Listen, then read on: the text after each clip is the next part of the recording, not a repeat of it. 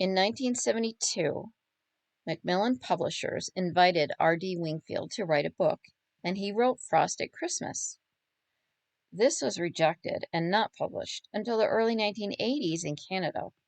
Wingfield had originally planned to kill Frost in the first book, but he was persuaded instead to leave it as an open ending. Following this, two more Frost books were written, A Touch of Frost and Frost Night. In 1977, Frost appeared in a radio play called 3 Days of Frost, in which Frost was played by Leslie Sands, a friend of Wingfield's. The books were first published in the United Kingdom in early 1989, and in 1992, Frost appeared on television in A Touch of Frost, played by David Jason. Now, Wingfield was never enthusiastic about the TV adaptation of his detective, once saying he had nothing against David Jason, but he just isn't my Frost. Hard Frost was published in 1995, followed by Winter Frost in 1999. Wingfield did not enjoy writing books and much preferred writing radio scripts.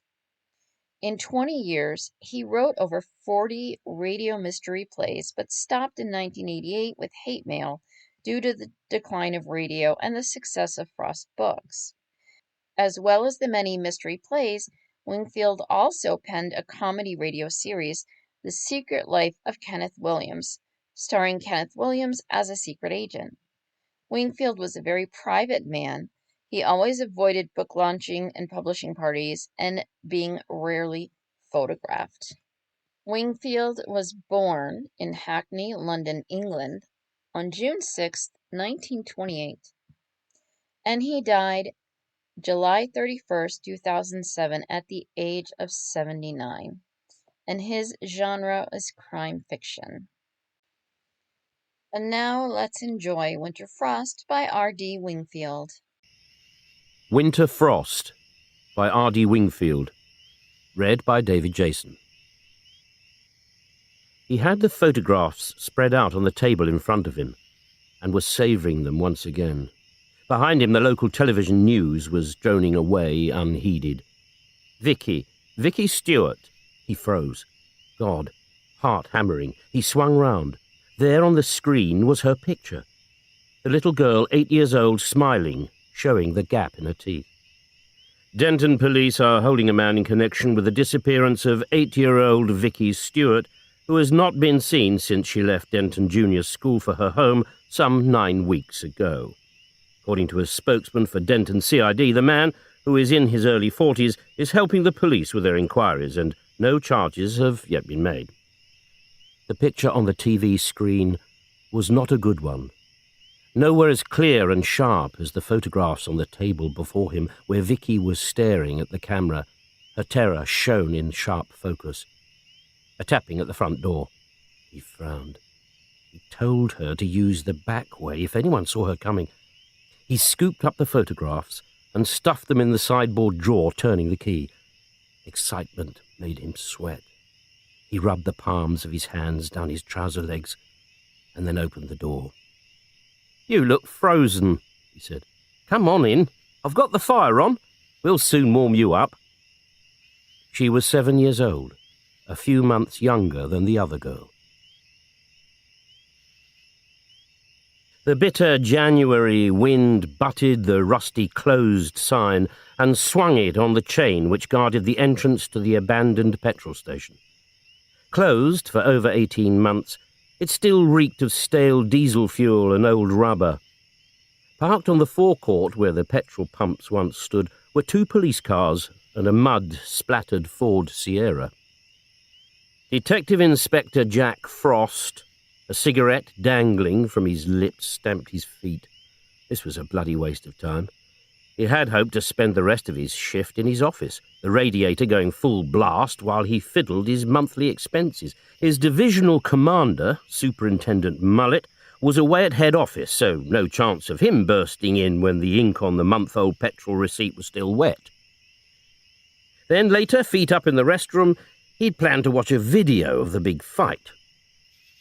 What should have been a night of sheer bliss went right up the Swanee when that slimy bastard, Reginald Todd, marched into the station to confess to the killing of Vicky Stewart.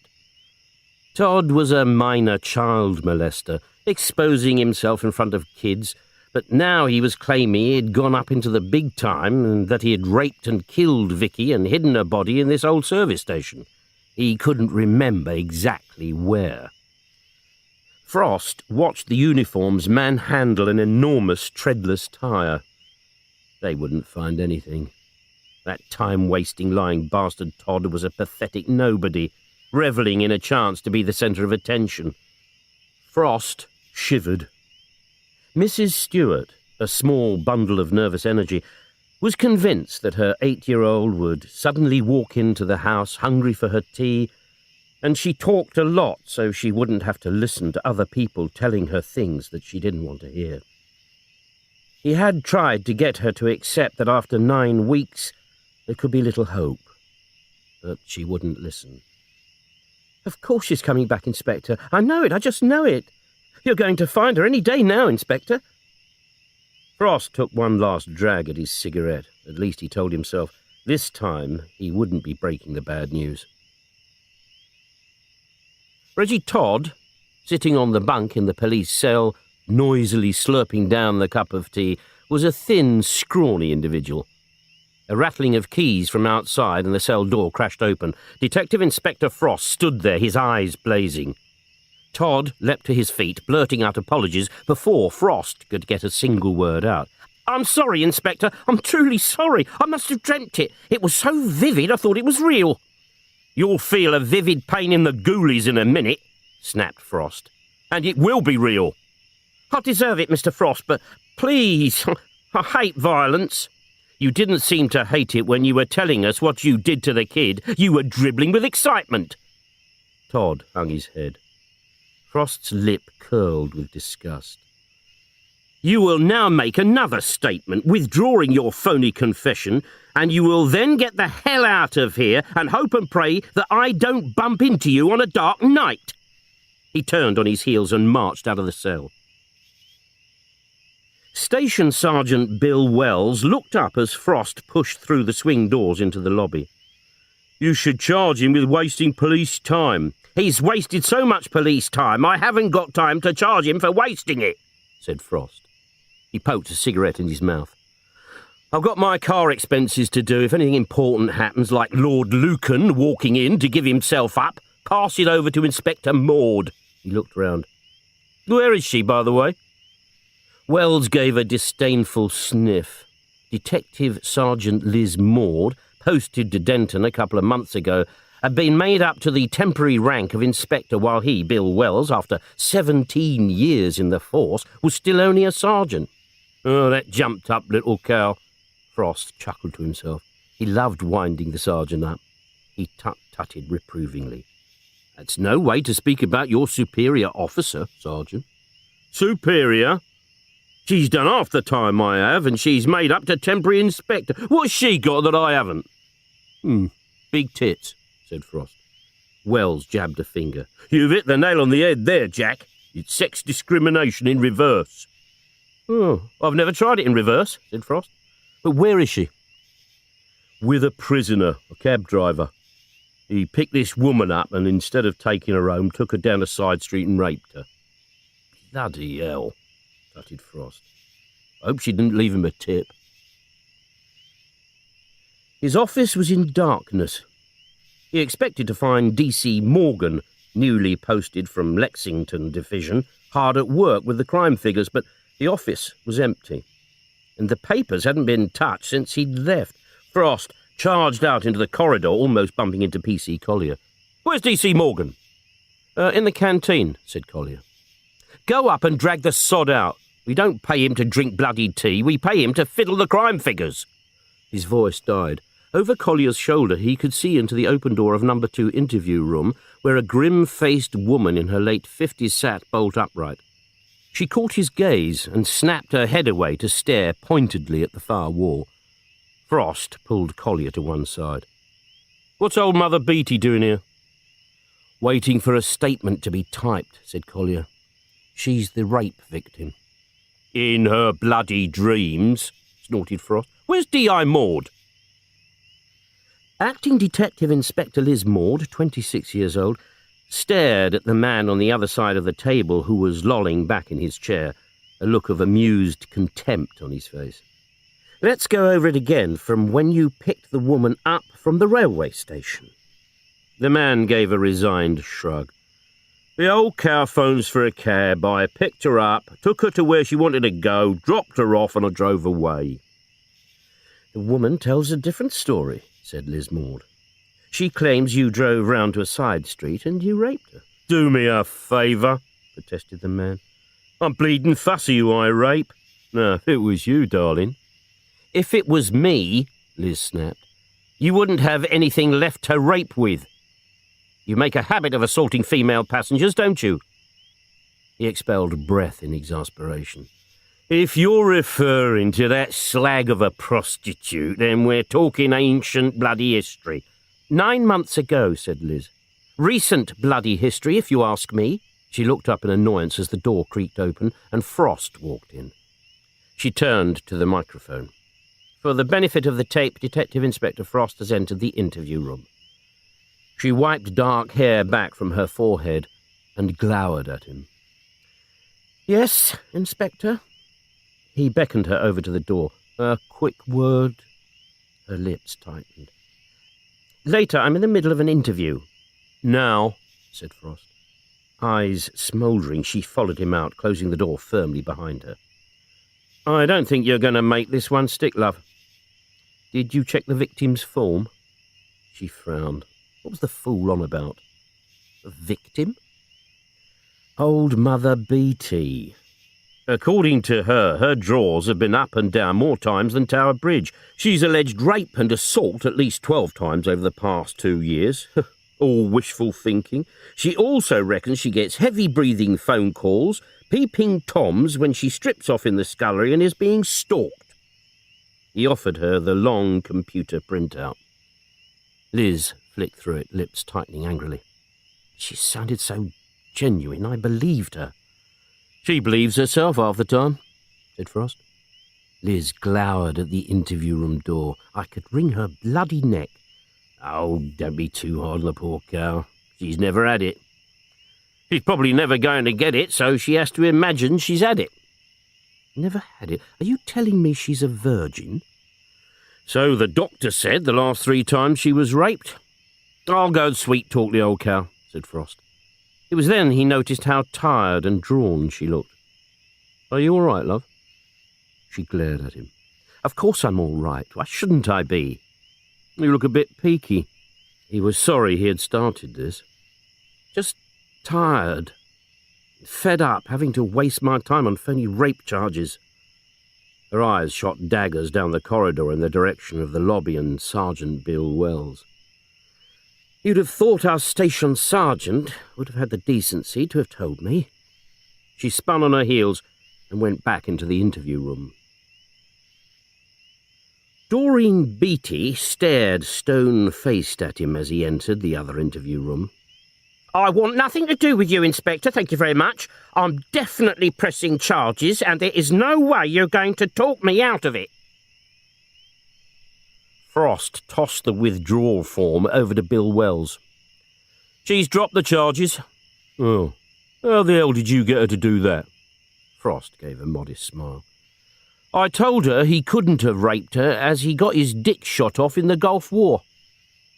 He switched off the grin.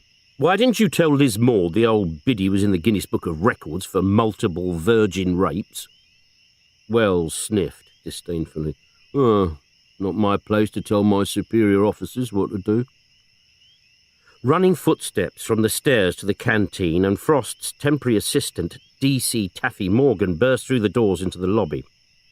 Morgan, a curly-haired little Welshman in his late 30s, had sorrowful eyes and a heart-melting, whipped puppy expression he could turn on at the drop of a hat, which Frost found irritating, but women seemed to find irresistible.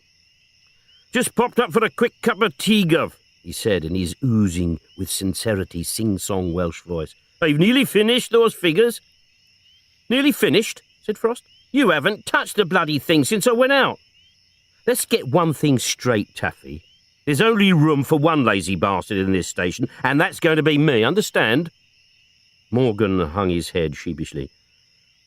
Sorry, Gov. The desk phone rang. "I'll get someone over here right away," said Wells, scribbling an address down on his pad as he hung up. "Another pillowcase burglary, Jack. Shall I give it to Morgan?" "No, I'll take it." He jerked a thumb to Taffy. "On your way, Lloyd George." Police Superintendent Mullet tapped his fingers happily on the steering wheel of his Rover as he drove back from county headquarters. An excellent meeting under the chairmanship of the Chief Constable, in which Denton Division came out very well, he thought. It was a meeting for all divisional commanders to discuss ways of maintaining an efficient force in the face of the draconian budget cuts that had been forced upon them. The Chief Constable, quite brilliantly, thought Mullet, had suggested that more work with less manpower could be achieved by increased interdivisional cooperation, with men being seconded from division to division as and when required. Some of the other officers had expressed their disquiet, but Mullet had committed 10 of his officers to a joint drugs operation. He was now basking in the euphoria of the Chief Constable's comments. "It is the Denton spirit that's wanted throughout the county, gentlemen. Example to you all." The sour glances fired at him by the rest of the meeting made it clear he was in the minority. They would still be in the pub shaking their heads doubtfully over their beers and telling each other that it might look good on paper, but it just wouldn't work in practice.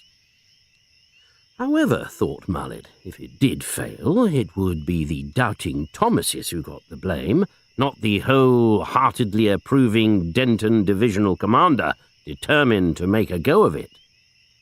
As he turned into the market square, his mobile phone rang. Superintendent Harry Conley from Fenwick Division.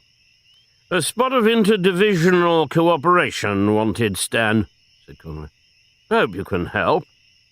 Mullet smirked happily. A chance to show what Denton could do. "Certainly, Harry. Fire away." The burglary was at flat 305 on the 3rd floor of the apartment building, where an angry-looking woman opened the door to Frost's ring and beckoned him in. "The more the bloody merrier," she said bitterly. "No one here when he robs us can't move for bleeding police when it's all over." Frost grunted his sympathy. 2 uniformed men, Jordan and Sims, were already in the flat. Sims questioning an irate man who was slumped in an armchair. "First bleeding night we go out together for ages," he was moaning, "and this flaming happens." P.C. Jordan briefed Frost. "Mr. and Mrs. Plummer went out just before 8 o'clock to see the film at the premiere, got back quarter of an hour ago to find they'd been burgled." "Any sign of forced entry?" "No." Jordan took him over to the front door. "The letterbox is in line with the latch. He probably hooked a piece of wire through and opened it that way." Frost nodded his grudging admiration. "He's a clever bastard.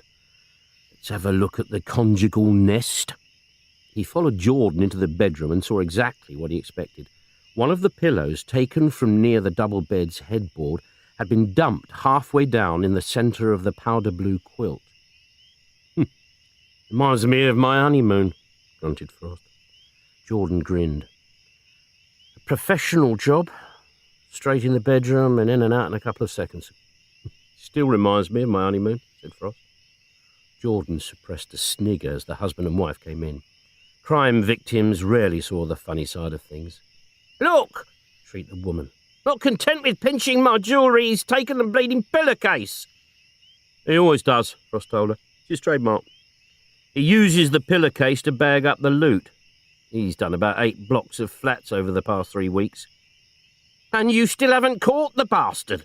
Brilliant," snarled the man. "As soon as someone is observant enough to feed us with a description, we might have something to go on," said Frost. "But so far no one's come up with anything." The clock in the market square was chiming 11 as Frost nosed his Ford into the station car park. It had been a sod of a night so far. 2 more burglaries reported and investigated in the flats, making 4 in all. Frost had switched his radio off, just in case some bright spark thought he was itching for more crimes to investigate. At that time of night, the station car park should have been almost empty, but a large yellow and green motor coach was slewed across most of the parking spaces, and he had to leave his Ford at the entrance.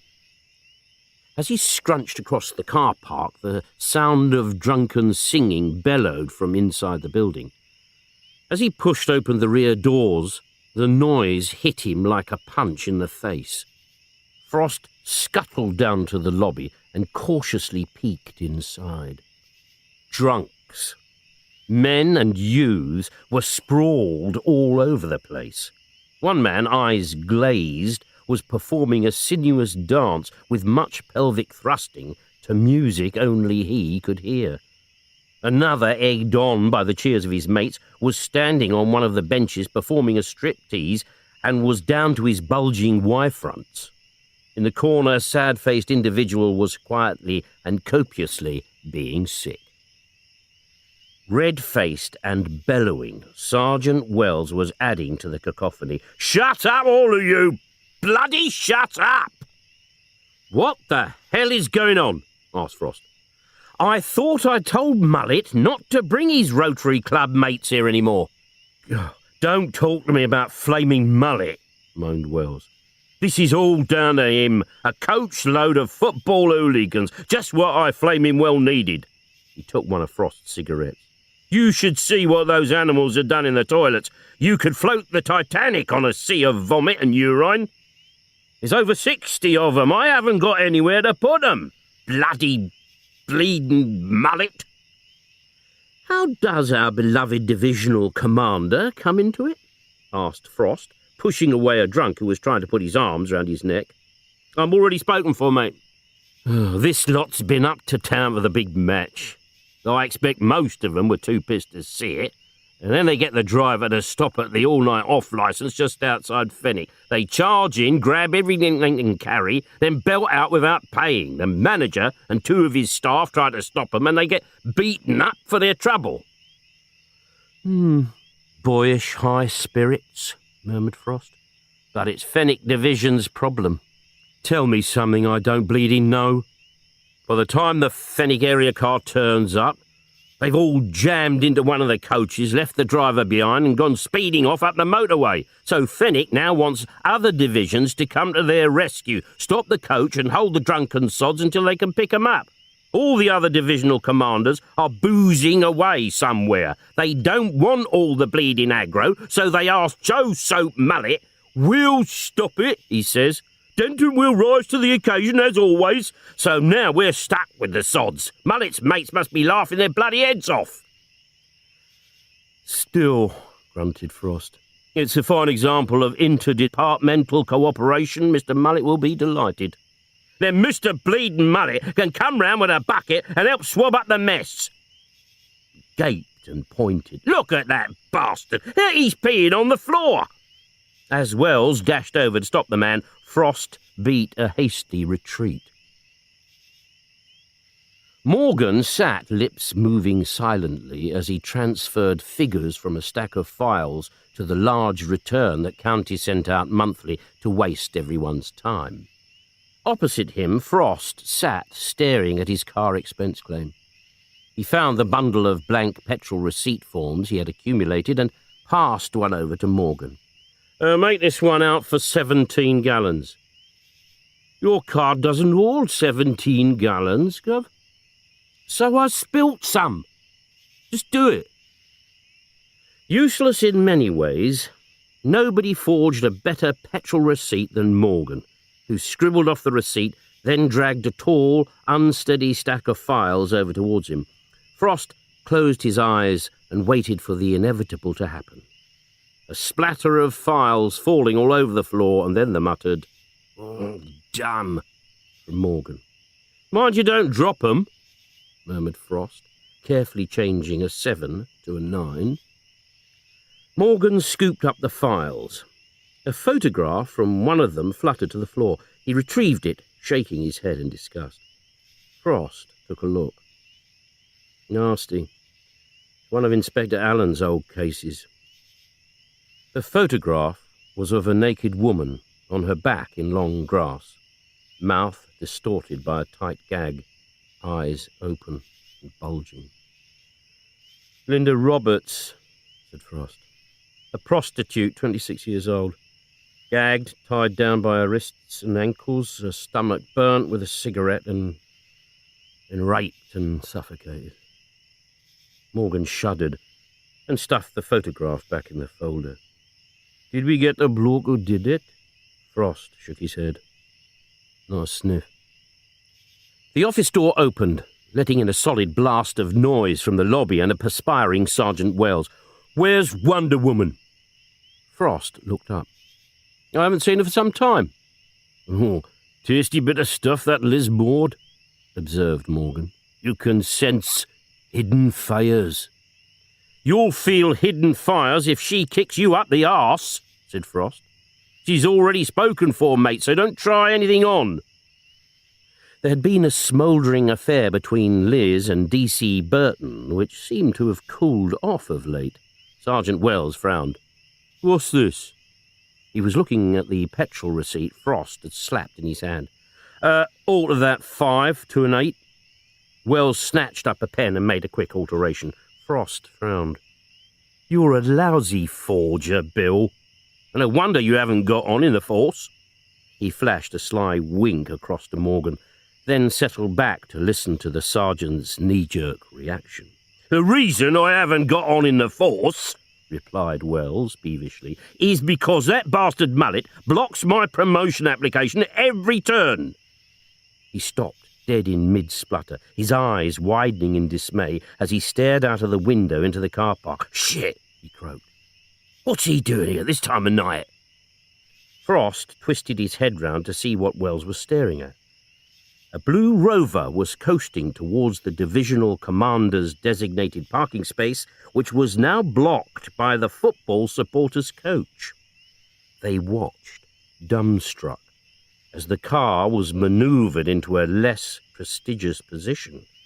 Mullet got out, glared at the offending coach, and then strode purposefully into the station, looking for someone to blame.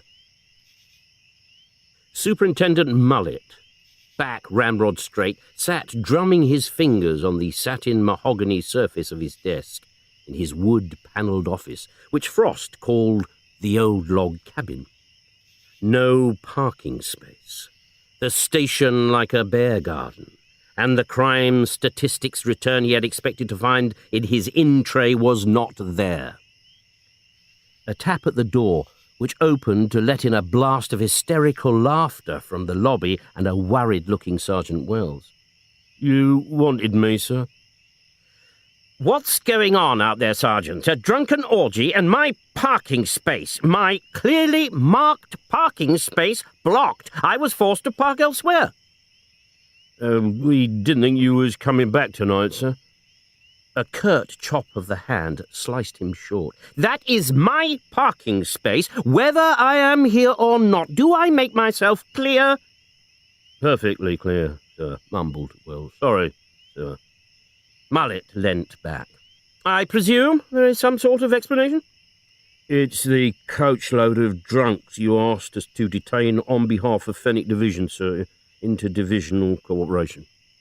"Don't use interdivisional cooperation as an excuse for sloppiness, Sergeant. Why are they still here? Surely you realize we were only holding them for collection. I want them out."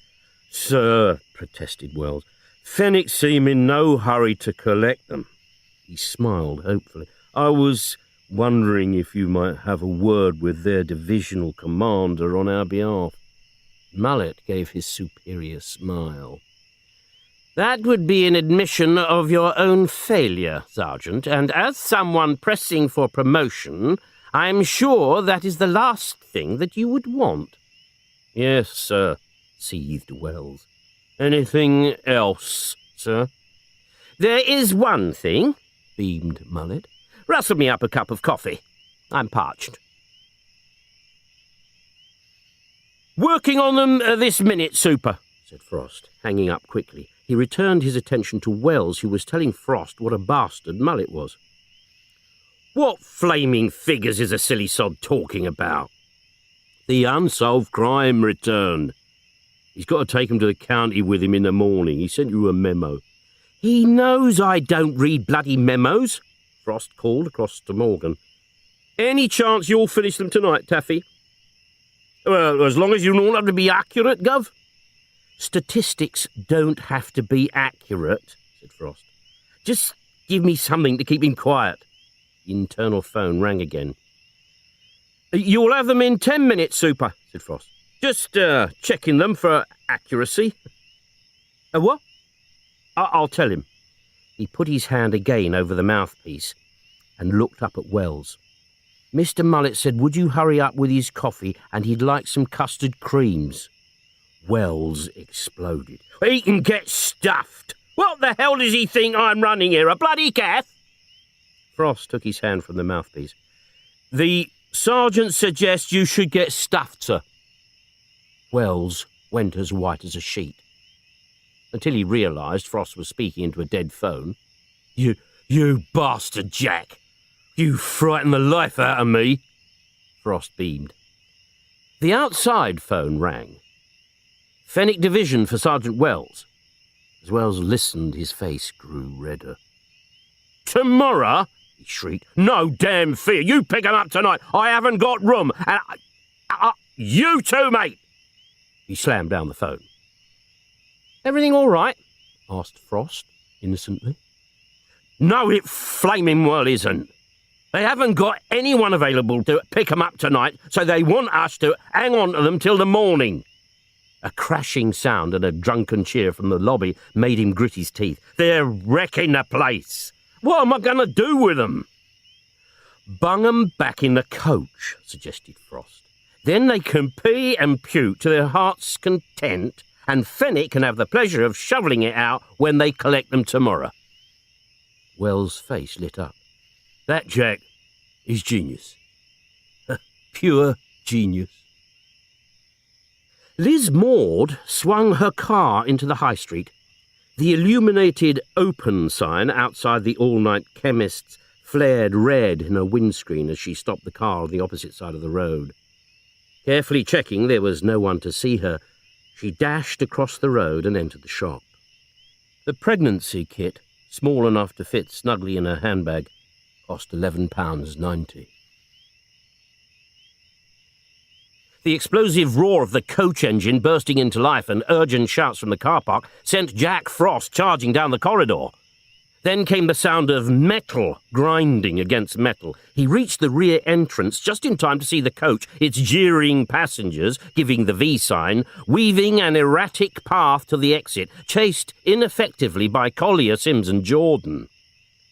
They've driven off in the bloody coach, Wells shrilled, staring accusingly at Frost, whose idea it was in the first place. Frost glared back at him.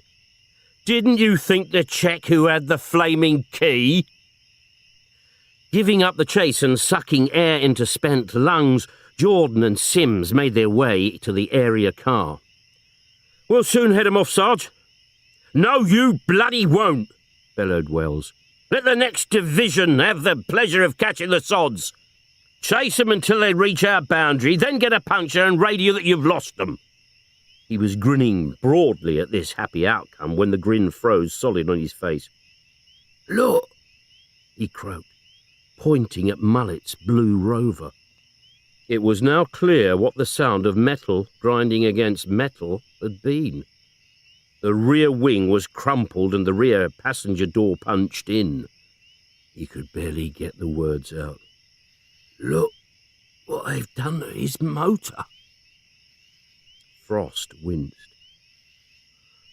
Perhaps he won't notice. Won't notice? Shrieked Wells. Of course he'll bloody notice! Even before they reached the lobby, they could hear the internal phone shrilling angrily. Wells stared at it. It's bloody Mullet. What shall I tell him? Go on the offensive, suggested Frost. Ask him why he hasn't made you up to an inspector. Mullet was in the car park examining what those drunken hooligans had done to his Rover. It was in no state to be driven to county tomorrow. He'd be the laughing-stock. Frost shuffled out of the station and came over to him. The same scruffy mac, the same tired scarf. Hadn't the man anything else to wear? Nasty, said Frost, nodding at the damage. Yes, agreed Mullet through clenched teeth. Must be hard to say no to a drink at these county meetings, muttered Frost, bending to take a closer look. Your best bet is to say it was parked and some drunken sod ran into it. That's exactly what did happen, snapped Mullet. Good for you, nodded Frost approvingly. I almost believed it myself, and I can always see through a lie. homespunhobby.com is an e-commerce store that sells craft kits, mostly known for diamond painting kits of old masters. Visit homespunhobby.com to discover diamond painting, making jewelry, paint by number, and more. homespunhobby.com. Frost looked at his watch. 3:15. Mullet had gone. He had the station to himself. An Indian takeaway, a handful of Mullet's fags from the hospitality box, and the recording of the big fight on the telly in the restroom. Things could be worse. I'm sorry, Gov, mumbled Morgan. I don't know how it happened. It happened, you Welsh nit, snarled Frost, because you recorded the wrong flaming channel. We're all sitting there like a load of prats, expecting the big fight, and what are we watching? The flaming singing nuns in the sound of bloody music. Morgan hung his head in shame. Go and get me a mug of tea and a bacon sandwich.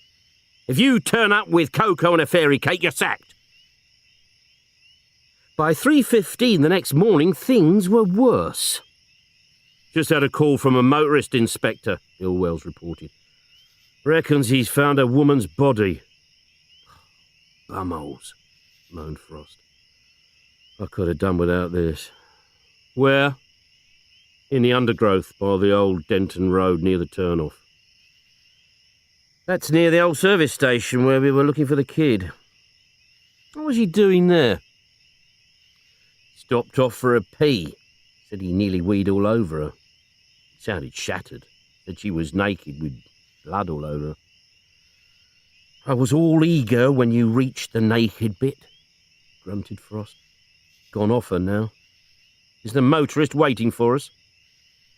No, said he didn't want to get involved. Jordan and Sims are at the location. Right, said Frost. We're on our way.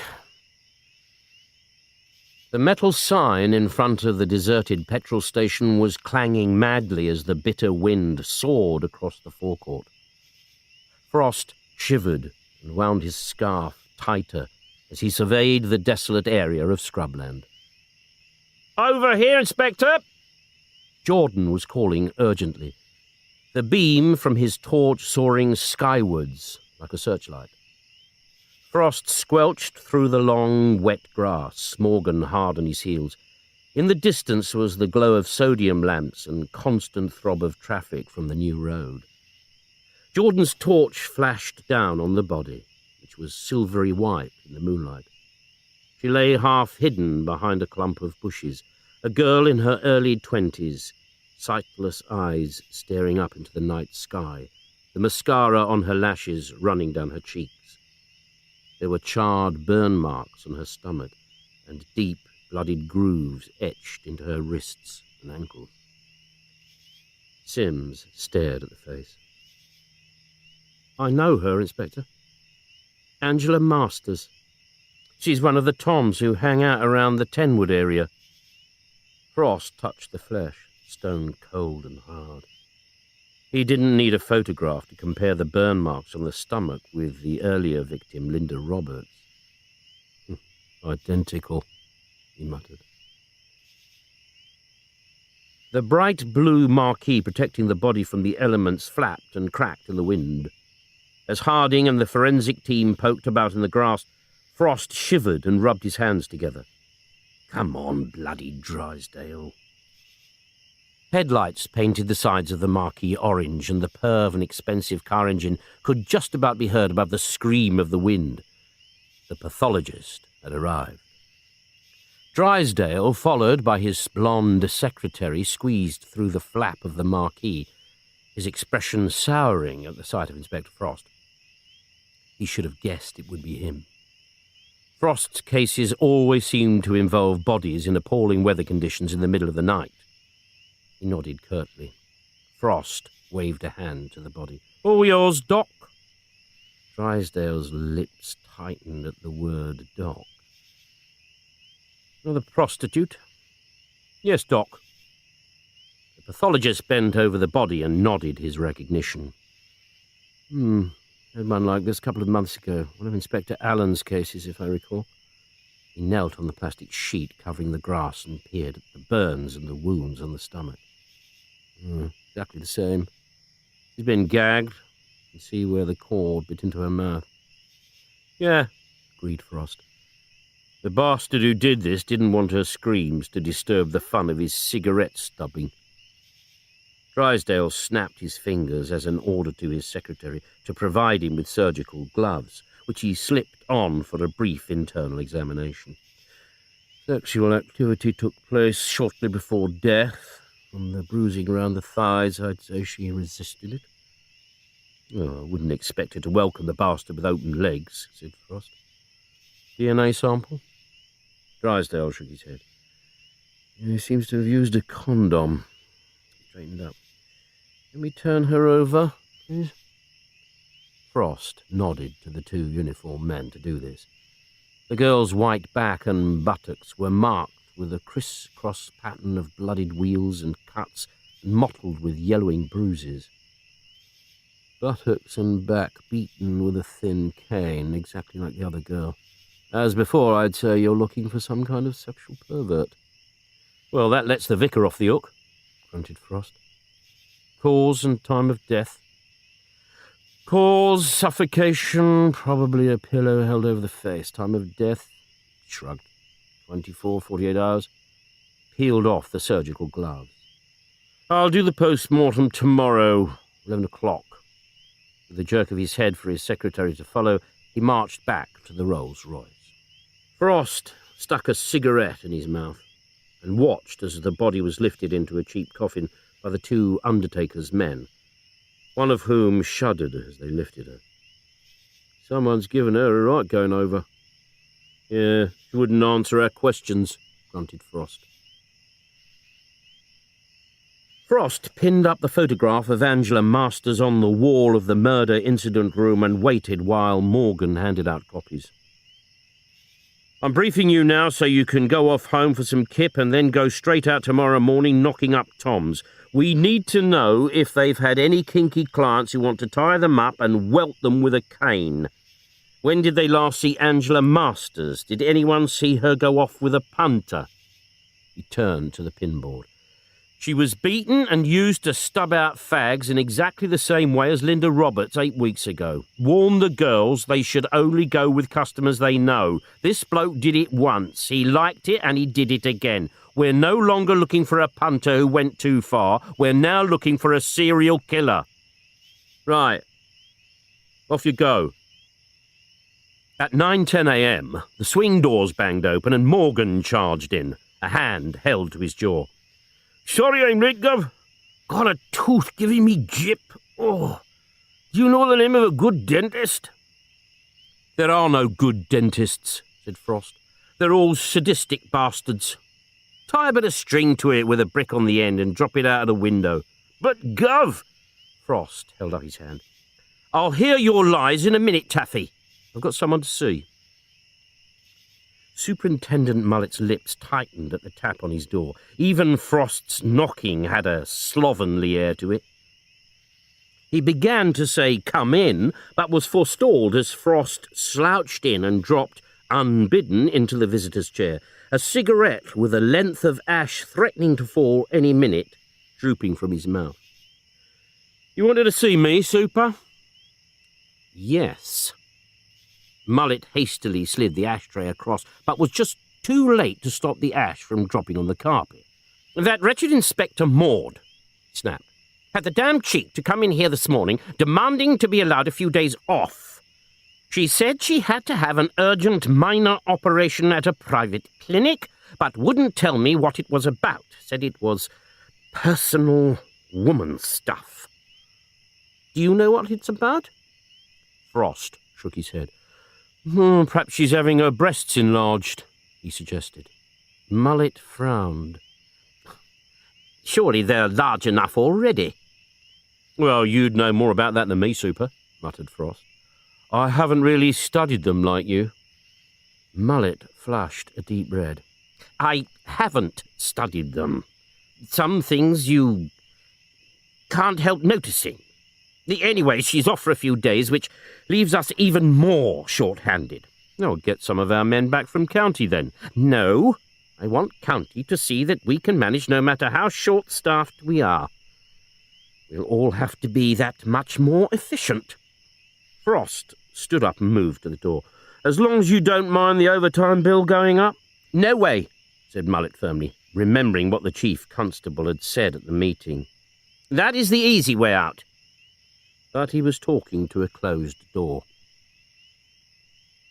Bill Wells, filling in his overtime claim form on the front desk, grunted with annoyance as a woman in her mid-30s, uncombed, straw-blonde hair, a cigarette dangling from her lips, barged through the doors and dumped a plastic carrier bag on the floor in front of the desk. Can I help you, madam? You'd bloody better. My little girl's gone missing. Wells kept his expression fixed. Here was one of those I pay my rate so you'd better bloody jump to it brigade. He pulled the cap from his pen. If you could let me have some details. Collier, who should have been here, was out with D.C. Morgan, scavenging the local rubbish tip on a job for Jack Frost. Let's try and keep it calm, shall we, madam? Calm? She shrieked. Some bleeding pervert's got my kid and you want me to keep calm? The quicker I get the details down, the quicker we can start looking for her. Your name and address, please, madam. Mary Brewer, 2 Rosebank Road, Denton. And the little girl, how old is she? Jenny, 7. Is there a Mr. Brewer? No, there flaming well isn't. It's going to be pitch dark soon and you're asking these stupid questions. The quicker I get the details, the quicker we can start looking for Jenny. When did you see her last? And she came home from school for her dinner. What school? Denton Junior. Wells stiffened. Denton Junior. The same school Vicky Stewart attended. Have you checked with her friends? She might be round one of their houses. What? All bleeding night? Don't be stupid. She went missing yesterday. Yesterday? Your daughter's been missing since yesterday. Frost bustled through the door on the way to his car. Inspector, missing 7-year-old Jenny Brewer, Denton Junior School, barked Wells. Frost froze. He slowly turned round and walked back to the desk. How long has she been missing? It was the woman who answered. All bloody night. Don't tell me I've got to go over it all again. The cigarette in her mouth quivered with annoyance. Frost's shoulders slumped. You'd better come with me, he told her. In number 1 interview room, he nodded her to a seat. Right, Mrs. Brewer, said Frost. Let's have the details. I haven't seen Jenny since yesterday midday when she came home for a dinner. Supposed to be spending the night round her nan's. What? My boyfriend was coming round. He doesn't like kids.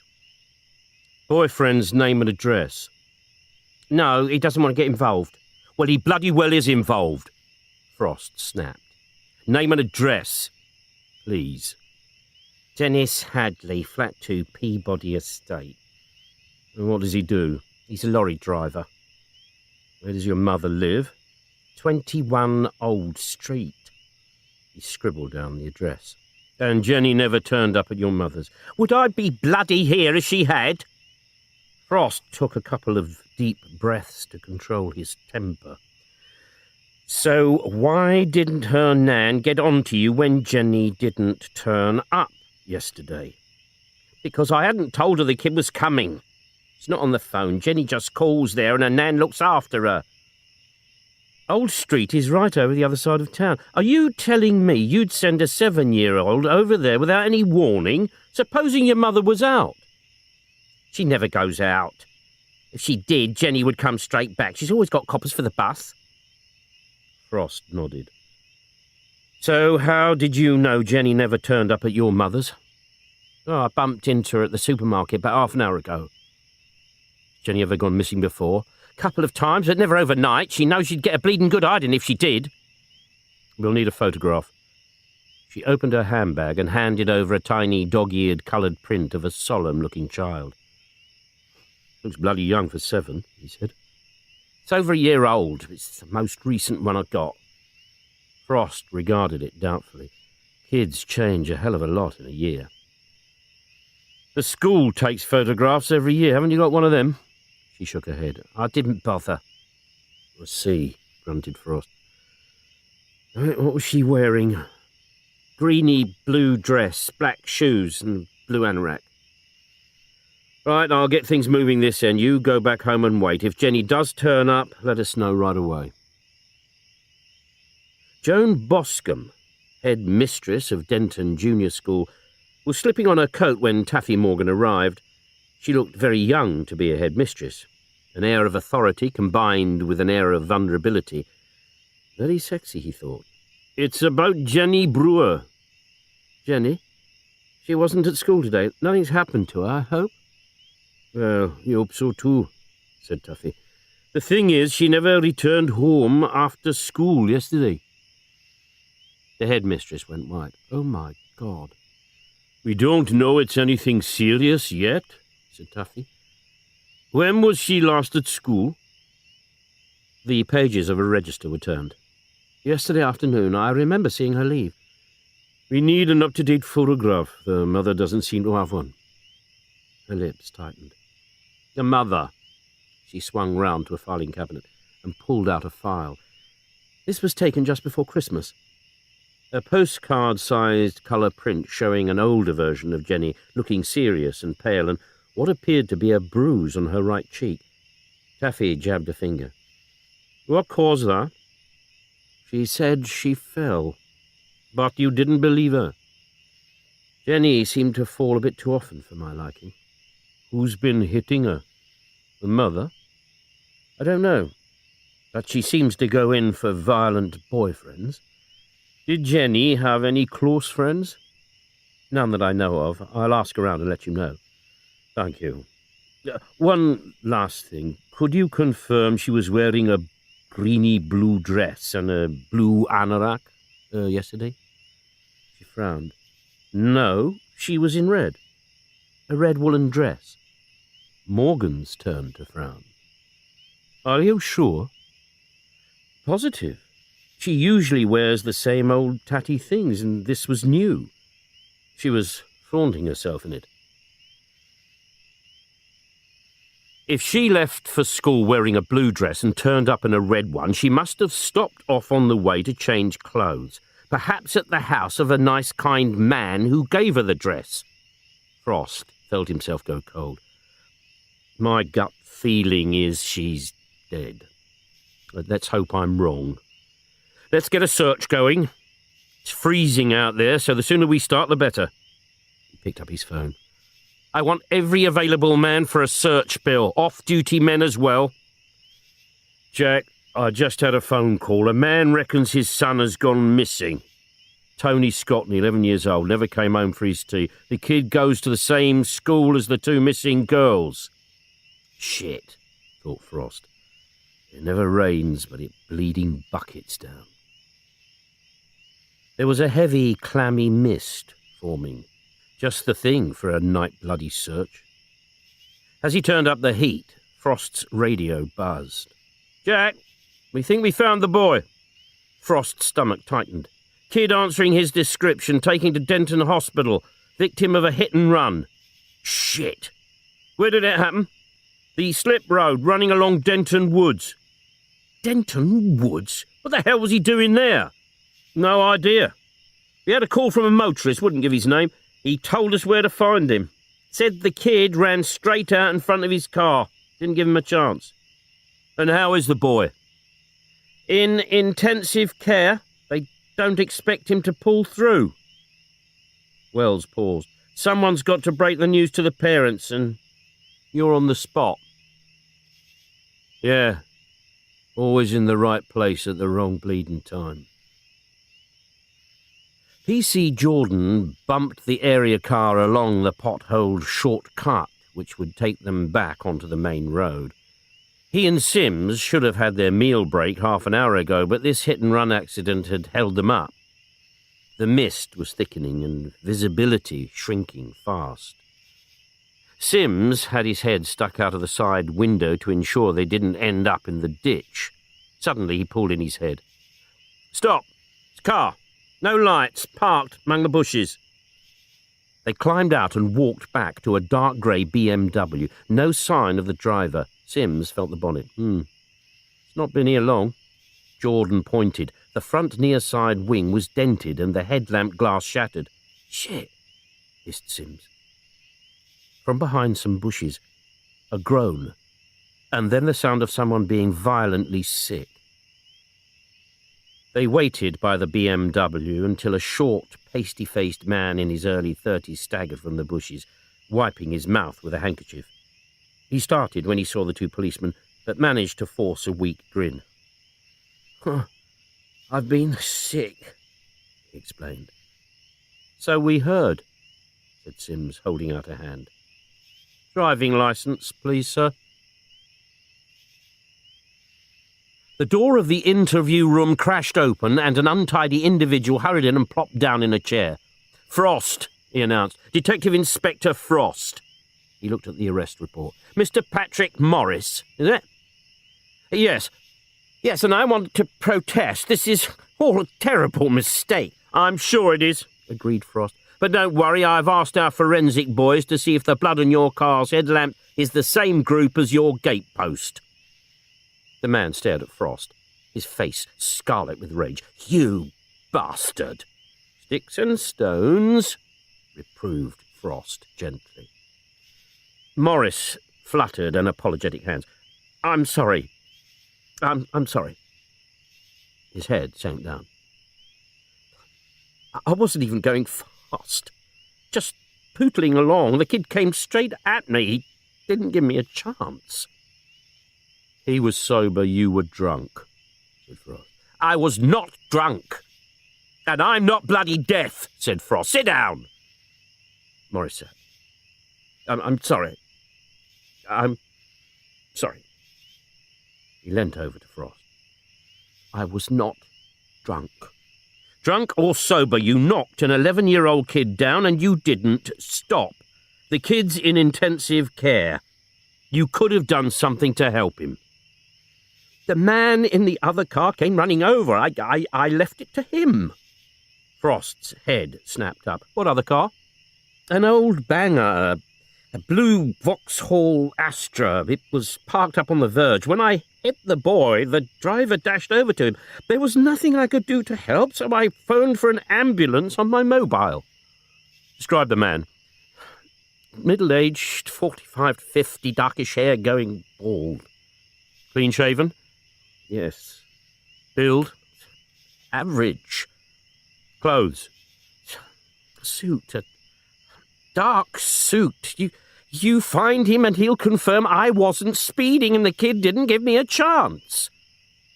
"Then you'd better hope we do find him," said Frost. "Because at the moment I don't rate your chances at all." Bill Wells was hovering outside the interview room. "Initial report from Forensic, Jack. Glass from the headlamp definitely matches up with the glass found at the scene." "They always confirm what you know already," grunted Frost. "And traffic reckons the skid marks where he braked indicate he wasn't doing more than 30 miles an hour at the most." "Knickers," said Frost. "I was hoping to throw the book at that bastard." Frost sat at a desk in the murder incident room, moodily smoking as he replaced the boy's blood-stained clothing in the evidence bag. A smaller bag held items taken from the boy's pockets. He shook them out on the desk. Comb, 8p in copper coins, a handkerchief, and the torn half of a cinema ticket. WPC June Price had rung 10 minutes before. The boy was dead. Open in front of him was the thick file on the first missing girl. 8-year-old Vicky Stewart. A couple of witnesses had reported seeing a blue car cruising past the school on the afternoon Vicky went missing, but the car hadn't been traced. He drummed his fingers on the desktop. The fact that the Vauxhall Astra was blue probably didn't mean a damn thing, but he had one of his feelings. You don't take an 11-year-old to Denton Woods in the middle of the night to pick mushrooms. A tramping of tired feet announced the return of the first of the search parties. Frost checked his watch. 10 past. Mullet had only authorised overtime until midnight. He gave them a few moments to get settled, and then followed them up to the canteen. They all looked tired. No need to ask if they had found the girl.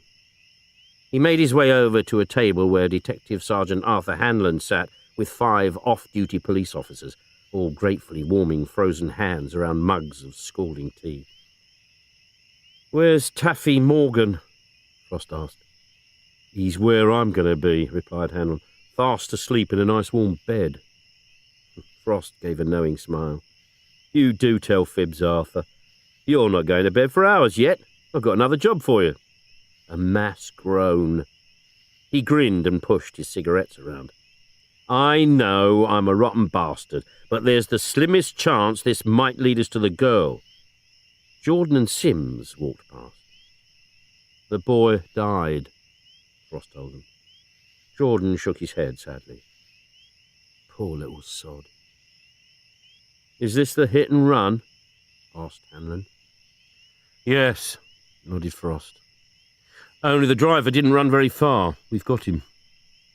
He reckons the kid came flying out of a parked Vauxhall Astra straight into his path. So, a man in the middle of the bloody woods at night and the kid flying out like a bat out of hell. Why?" "You're suggesting the bloke was a child molester?" asked Hanlon. "That's how I see it, Arthur."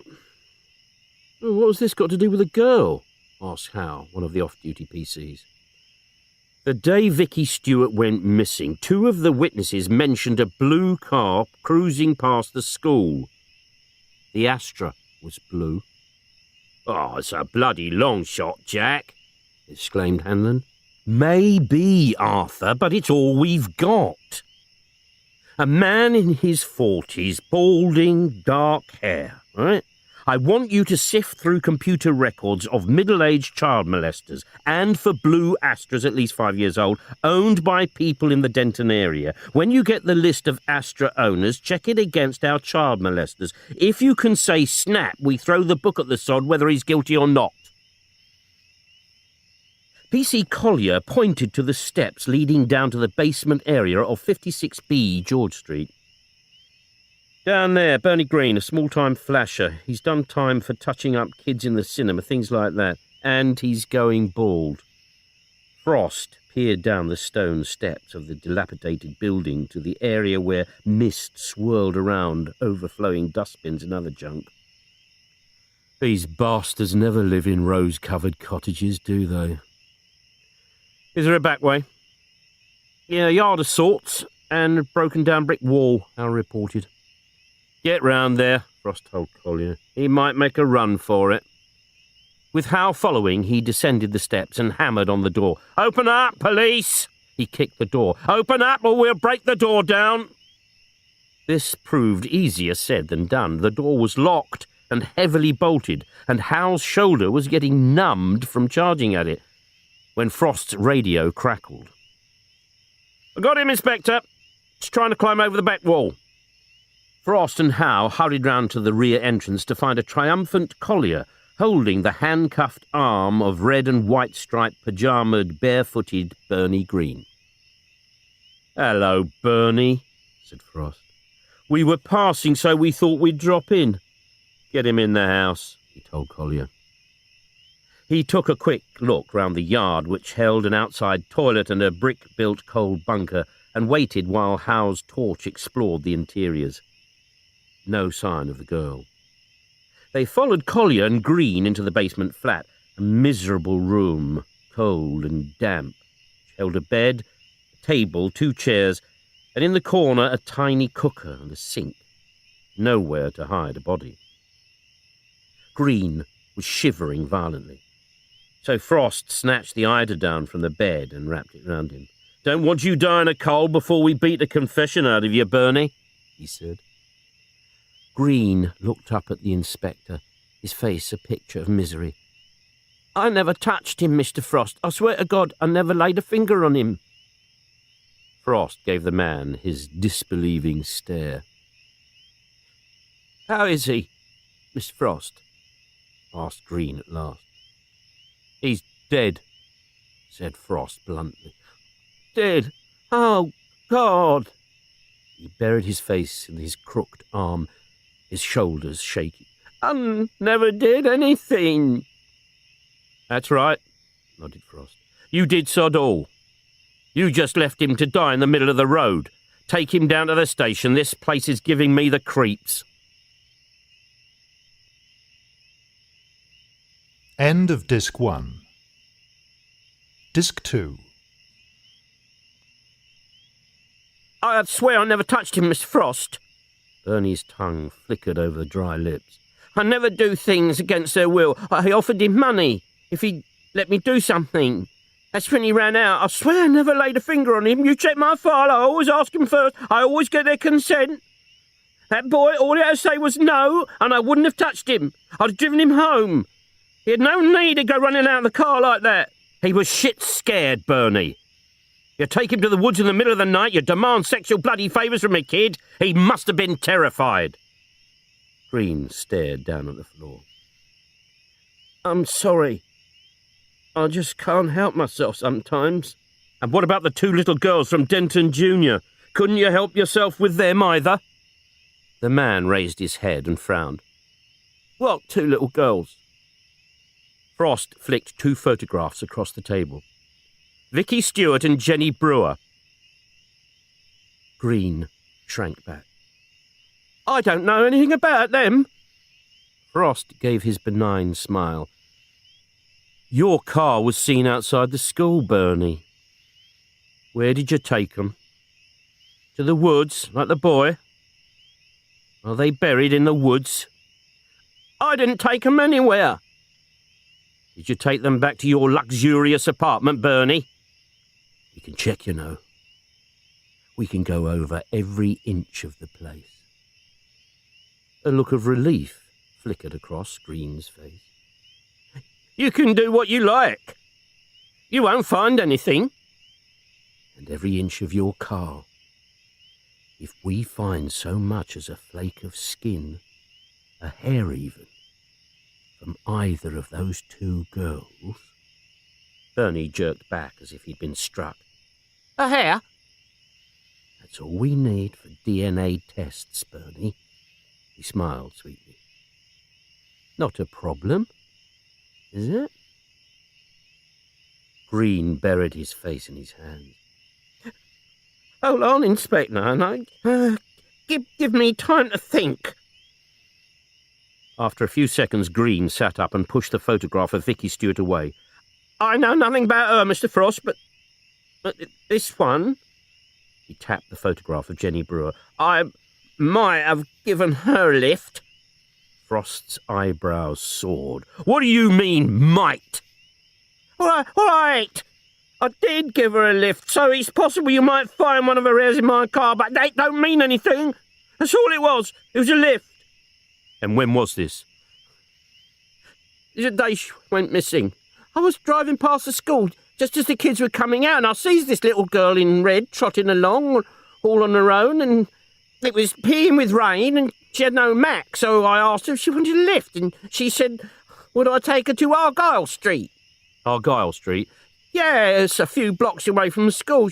She told me she was going to have a photograph taken, and I said, I got some nice pictures at home. Would you like to see them?" And she said, "No, and got out and ran across the road to this house. I watched her ring the bell and a bloke answered and she went in. What was the house number? The one on the corner. You actually saw her go inside? Yes! He had done it so many times before he could almost do it in his sleep. Jab the bell push, pound the door with the flat of your hand and yell, "Open up, police!" His radio paged him. "I'm in position." Collier had been sent to the rear of the house to block any escape route. Again, Frost thumbed the bell push, letting it ring and ring. At last, an upstairs light came on. A window was raised and a head poked out. "Who is it?" "Police!" yelled Frost. "Open up!" "Police? Oh, my God!" The window slammed shut. Frost waited, shivering as the damp night mist bit through his clothes. There was a clicking of locks, and the front door opened to reveal a rotund little man in his mid-40s, fully dressed and zipping up a driving jacket. He seemed nervy and agitated. "Oh dear, how bad is she, did they say?" Completely wrong-footed, Frost spluttered. "I'm sorry, sir. How bad is who?" "My mother. Hospital said if her condition worsened, I'm not on the phone, you see." Then he saw the 2 police cars. "We're not here about your mother," said Frost. "Perhaps we could come in. It's freezing out here." Yes. Yes, of course." Shaking his head in puzzlement, he ushered Frost, PC Sims and Jordan following, into a small room furnished with 2 easy chairs, a table and a sideboard on which stood a small colour TV set. He clicked on the log-effect electric fire and then turned to face Frost, showing him his trembling hands. "Look at me. I'm shaking. My mother's been in hospital nearly 3 months. She couldn't swallow. They've operated, but every time there's a knock at the door, I feel the worst." He dropped down in an armchair. "Like I said, we're not here about your mother, sir," Frost told him. "I'm Detective Inspector Frost. I'm investigating the disappearance of 2 missing children, Vicky Stewart and Jenny Brewer." The man's face showed concern. "Oh, those poor children. What their mothers must be going through." "We know your name, sir?" "Weaver. Charles Edward Weaver. But I don't see how this concerns me." "We've had reports, Mr. Weaver, that one of the girls was seen entering your house on the afternoon she went missing." He showed the photograph of Jenny Brewer. "This little girl, sir." Weaver took the photograph in a hand that shook. He studied it, then looked up in dismay. "I didn't know it was her. Your informant is partly correct, Inspector. That little girl came to my house. She knocked and said something about wanting me to take her photo." "Why would she ask that, huh?" "She must have seen me out and about with my camera. Photography's my hobby. I pretended my camera was broken, and she went away. She never came in." "Why did you tell her your camera was broken?" Weaver gave a sad smile. "A single man alone in the house with a young child. You know how neighbours talk."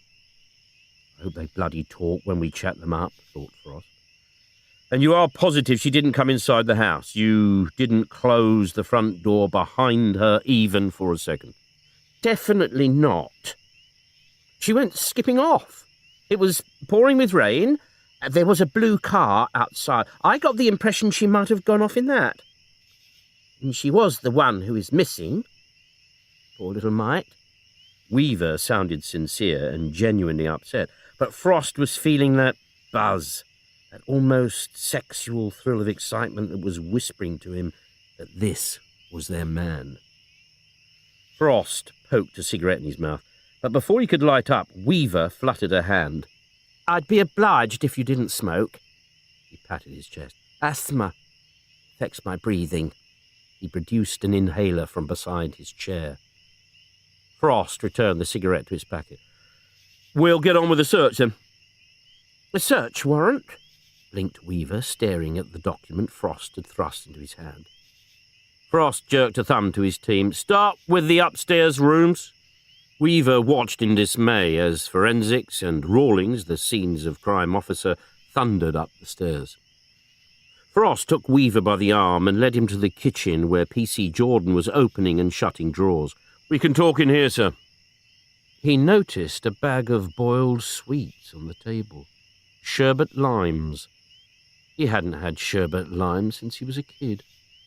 "Are these yours, sir?" "Yes," snapped Weaver, snatching the bag from him. "They're mine. I don't use them to lure young children in here, if that's what you're implying." "I wasn't implying any such thing, sir," said Frost. "I was hoping you'd offer me one." The sound of nails wrenched from wood coming from above made Weaver start. "What is that?" "That's the floorboards coming up, in case you forgot to tell us about the body." "Inspector!" P.C. Sims was calling from the top of the stairs. "Would you come up? Have a look at this, please." Frost thudded up the stairs, past a tiny bedroom with a commode alongside the bed, evidently the mother's room, and came to Weaver's bedroom. It was a small suitcase, far too small to hold a child's body. Inside it were photographs. Lots of photographs. Some black and white, some colour. All of children. Small children. Mostly in the nude. Sims had pulled the wardrobe away from the wall. Sellotaped to the back was a large manila envelope. Frost yelled for Weaver to be brought up. "Any idea what this contains, sir?" Weaver had gone the colour of chalk. He collapsed on the bed and buried his face in his hands. Frost removed the envelope and shook out the contents. A series of black and white photographs of a young girl, some semi-clothed, others in the nude. The girl was Jenny Brewer. Frost rammed the photographs in Weaver's face. "All right, you bastard, where is she? What have you done to her?" Weaver flinched and sniffed back tears. "I've done nothing with her. She was alive when she left here." "You're lying," snarled Frost. "Where is she?" Weaver shook his head, knuckling his eyes. "Charles Edward Weaver," intoned Frost. "I'm arresting you on suspicion of being involved in the disappearance of Jenny Brewer." He tailed off. He never could remember the words of the new caution and had to step back so Sims could finish it off for him. "This is a nightmare," blubbed Weaver. "I'm innocent." "Take the innocent bastard away," said Frost. The cleaners had given the interview room a flick over. Its permanent smell of sweat, old socks and stale cigarette smoke was now tinged with pine disinfectant. Frost plonked himself down opposite Weaver. He rammed a cigarette in his mouth and lit up without thinking. One puff before Weaver was coughing, spluttering and flapping his hand to clear away the smoke. "Please, Inspector. I asthma." Frost pinched out the cigarette and dropped it back in the packet. "Tell me about Jenny." "She saw me in the street with my camera and wanted her photograph taken." "When was this?" "A few weeks ago. I told her no, but she kept knocking at my door. In the end, I let her in." "Why?" "She looked so pitiful. I felt sorry for her. I didn't intend taking the photographs. It just happened." "She just happened to strip off and you just happened to have your camera handy?" Weaver bowed his head. "She'd do it for free?" "Gave her sweets. Bought her little gifts." "Clothes?" "Red dress. She kept it at my place." "Where is it?" "I burnt it." "What did—" Frost jerked his head round angrily as someone knocked at the door of the interview room. He flicked a finger for Sims to see who it was. It was Sergeant Bill Wells, who beckoned urgently to Frost to come outside. "The hospital's phoned, Jack. Weaver's mother has taken a turn for the worse. They think he should get over there right away." Frost found a dog end in his pocket and took a couple of quick drags before grinding underfoot. That bleeding woman picks her moments to go critical. No other cars were available, so Frost had to drive Weaver to the hospital, deliberately taking a route which led past Denton Woods, slowing down as they passed lines of men and women painstakingly searching for the missing Jenny Brewer. "Tell us where she is," he pleaded.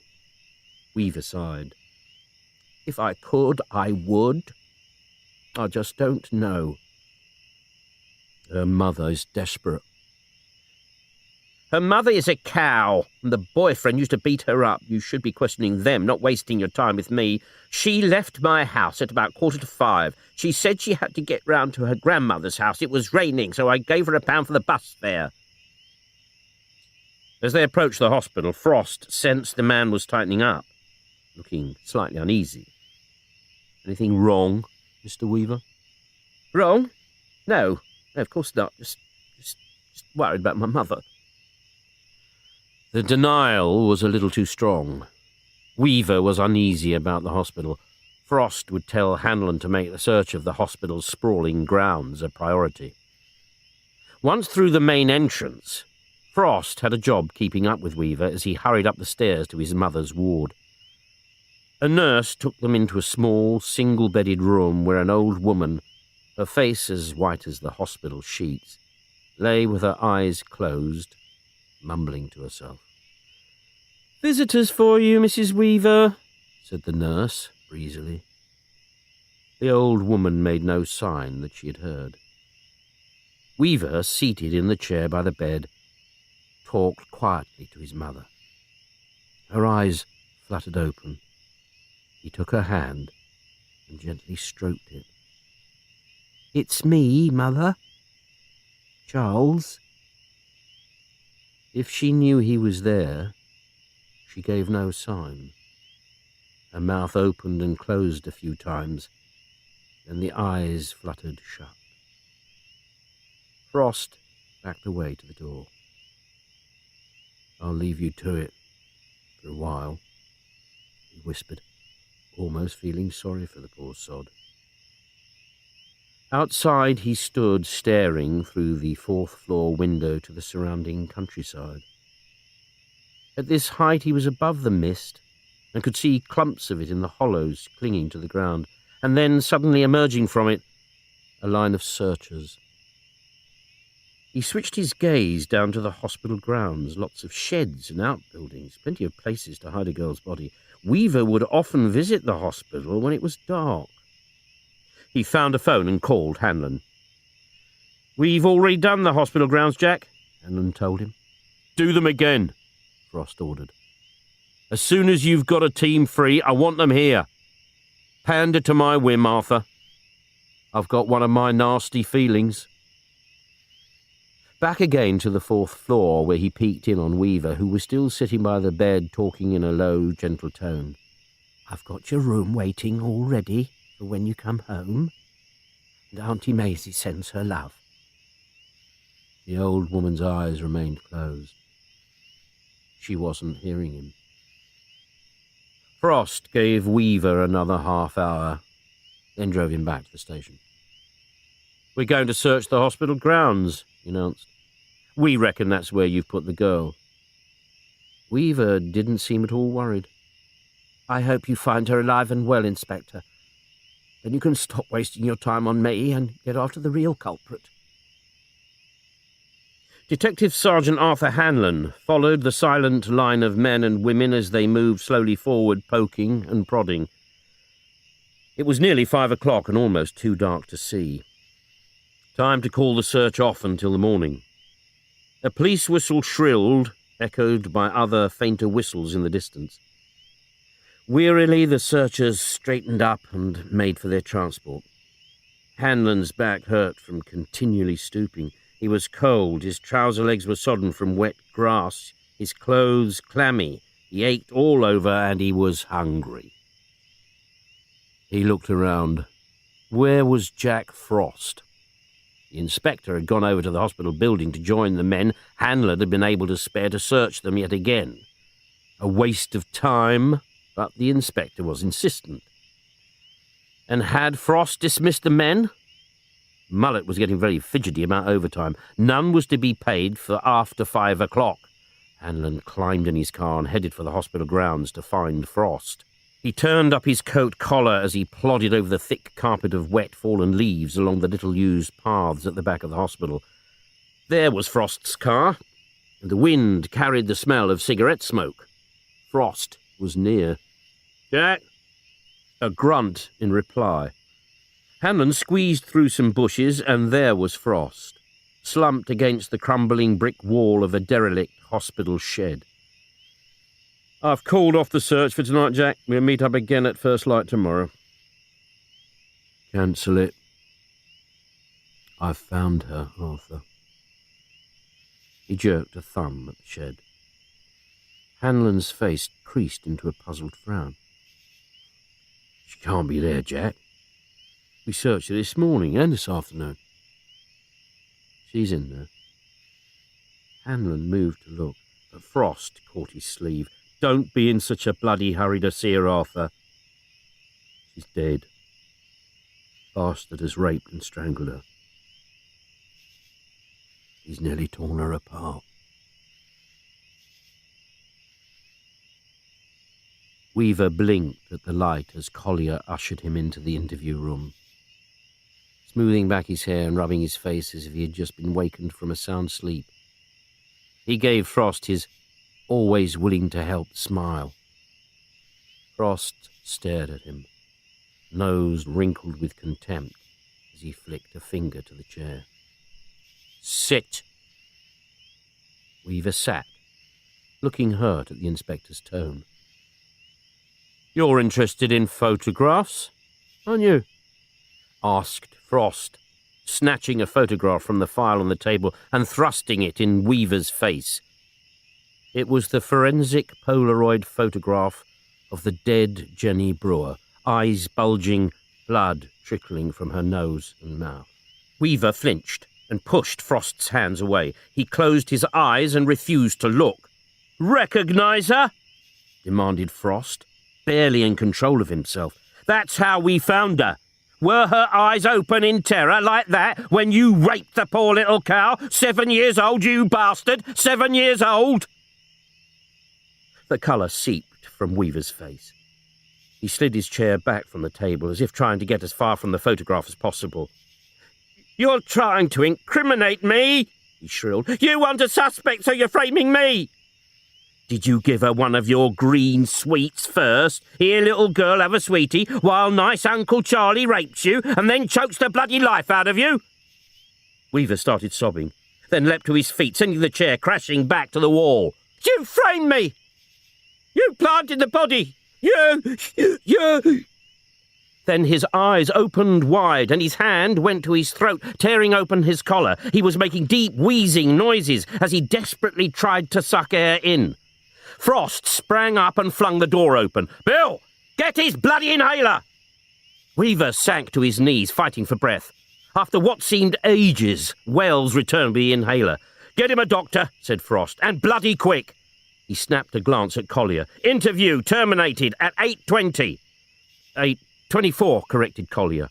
"What bloody difference?" snarled Frost as he stamped out.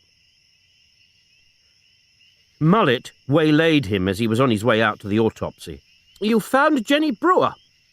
Why am I always the last to know?" "Sorry," mumbled Frost. "I was on my way to see you now." "And she was found in a place that was supposed to have been searched earlier."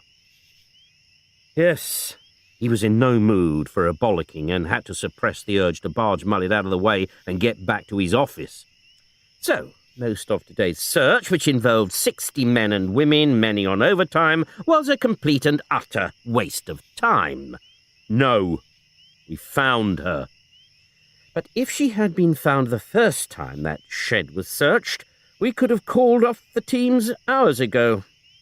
Have you any idea what this little lot cost?"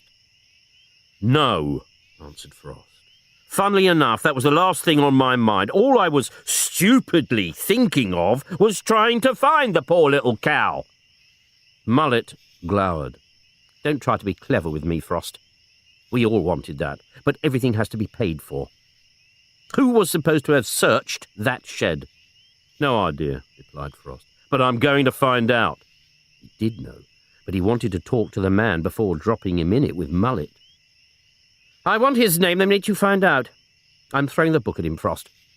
He spun on his heels, then realized he hadn't involved Frost in this foul-up. He jabbed an accusing finger. "You're in charge, Frost. It was your responsibility to check and double-check. Your usual sloppiness had no place here.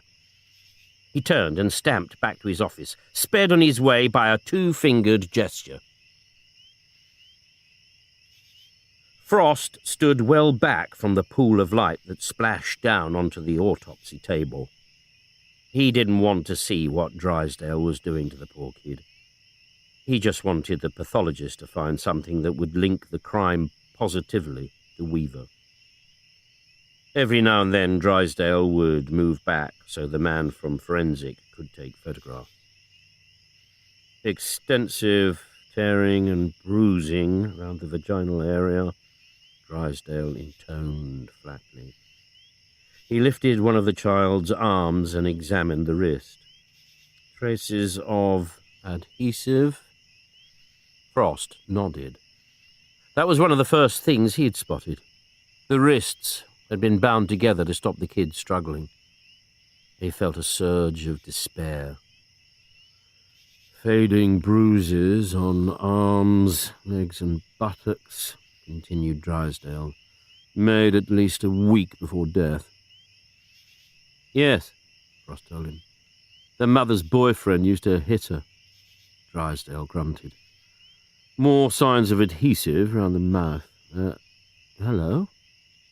Frost's head snapped up. Drysdale was teasing something from the child's mouth, something sodden and grey, which he dropped into a kidney bowl.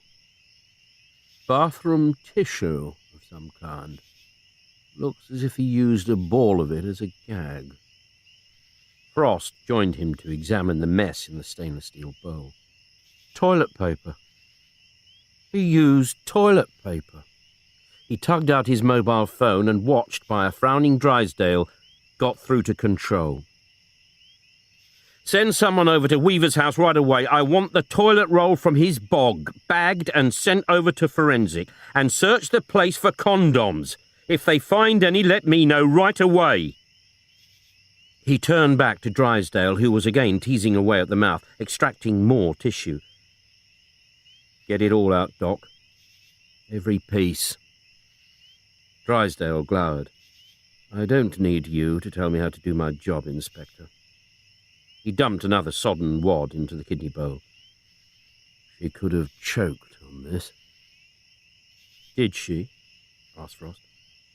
No. She died of manual strangulation. Anything under her nails? In answer, Drysdale pointed to the fingers. The nails were bitten down to the quick.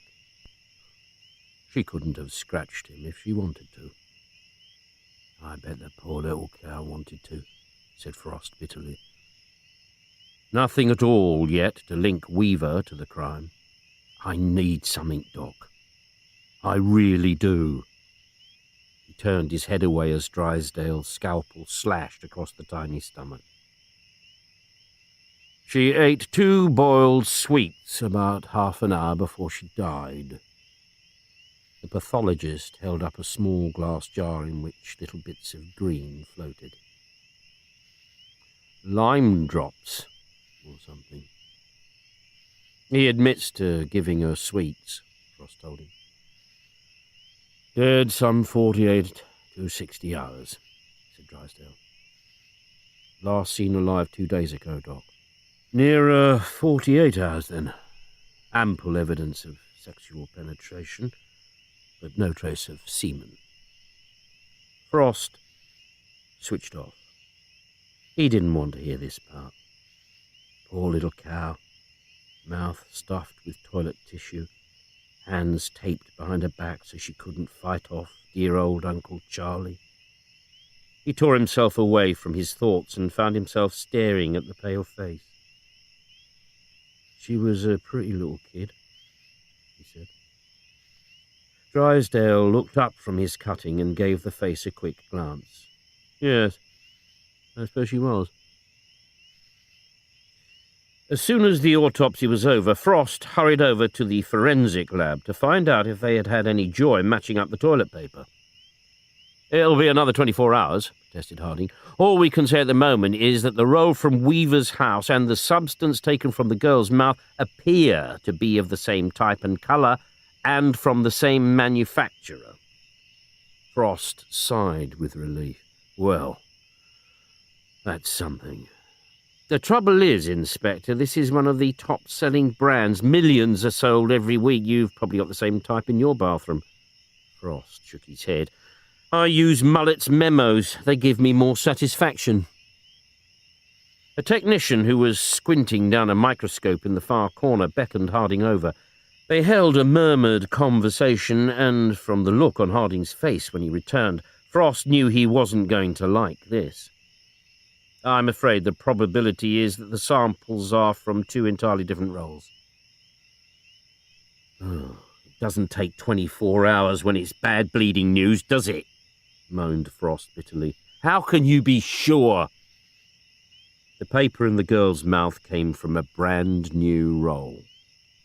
"How the hell do you know that?" "The manufacturers always seal down the end of the toilet roll to stop it flapping open." He held up a new roll. "You can see the ridge on this one here." Frost nodded gloomily.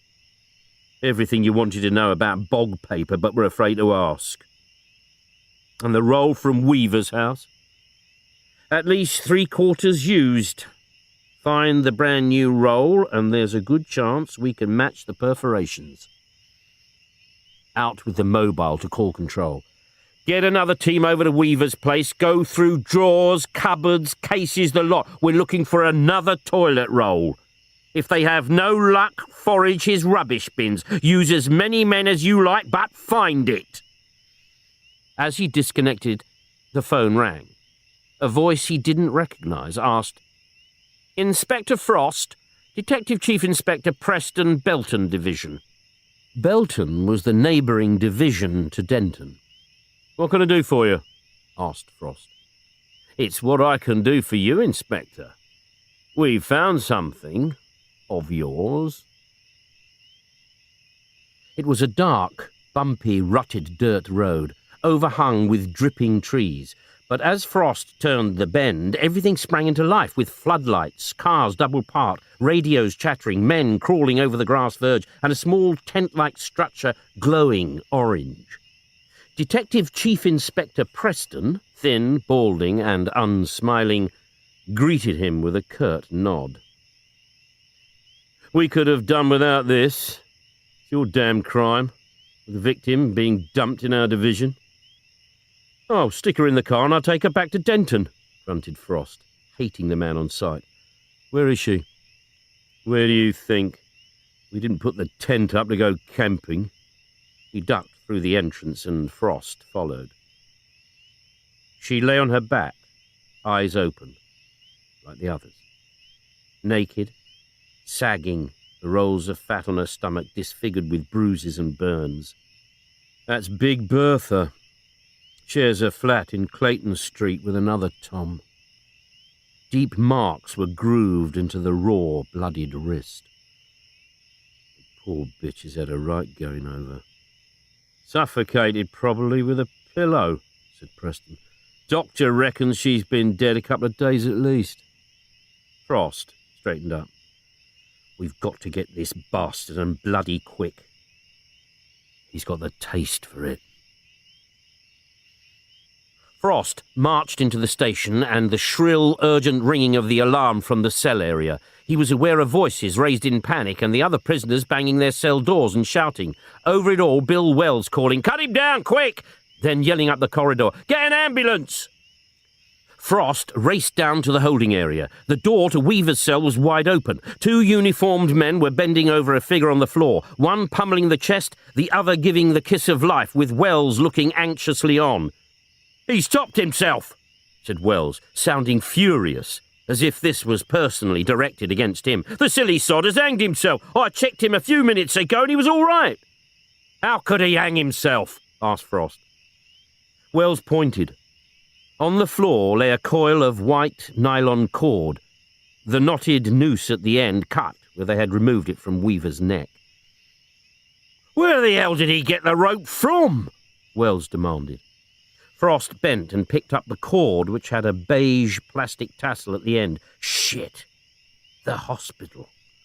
The cord on the Venetian blind in the mother's room.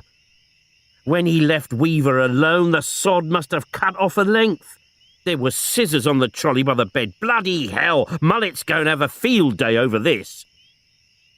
Frost ordered the uniformed men out of the cell and sat down on the bunk bed. What a bloody mess. Wells sank down beside him. It's all bloody Mullet's fault. Sending half our manpower away to help other divisions. We should have a proper custody officer. I'm having to do 2 jobs. I haven't got the time to do them both properly. He looked imploringly at Frost. There's going to be an investigation, Jack. They'll be looking for scapegoats. So let's get our story straight. I searched him. You saw me. Frost lit up a cigarette. Don't worry, Bill. If there's any blame going, I'll cop the lot. He left a note, said Wells. Says he didn't do it. Note? Frost's head snapped up. Where? Wells pointed. Taped to the inside of the cell door. Frost slammed the door shut. And there it was, stuck to the door with a strip of surgical tape, scrawled on the back of one of Weaver's mother's old hospital charts. Weaver must have planned this all out in advance, as he sat in that room, squeezing the hand of his dying mother. Dearest mother, I didn't do it. They're making me out to be some kind of perverted monster. That Inspector Frost is framing me. He's bullying me to confess to something I didn't do. I'm innocent, but I can't stand the shame. Goodbye, Mum. See you in heaven, Charlie. In heaven, snorted Frost. In hell, more like. He'll be able to complain to Mullet personally when the time comes. Mullet stared coldly at Frost.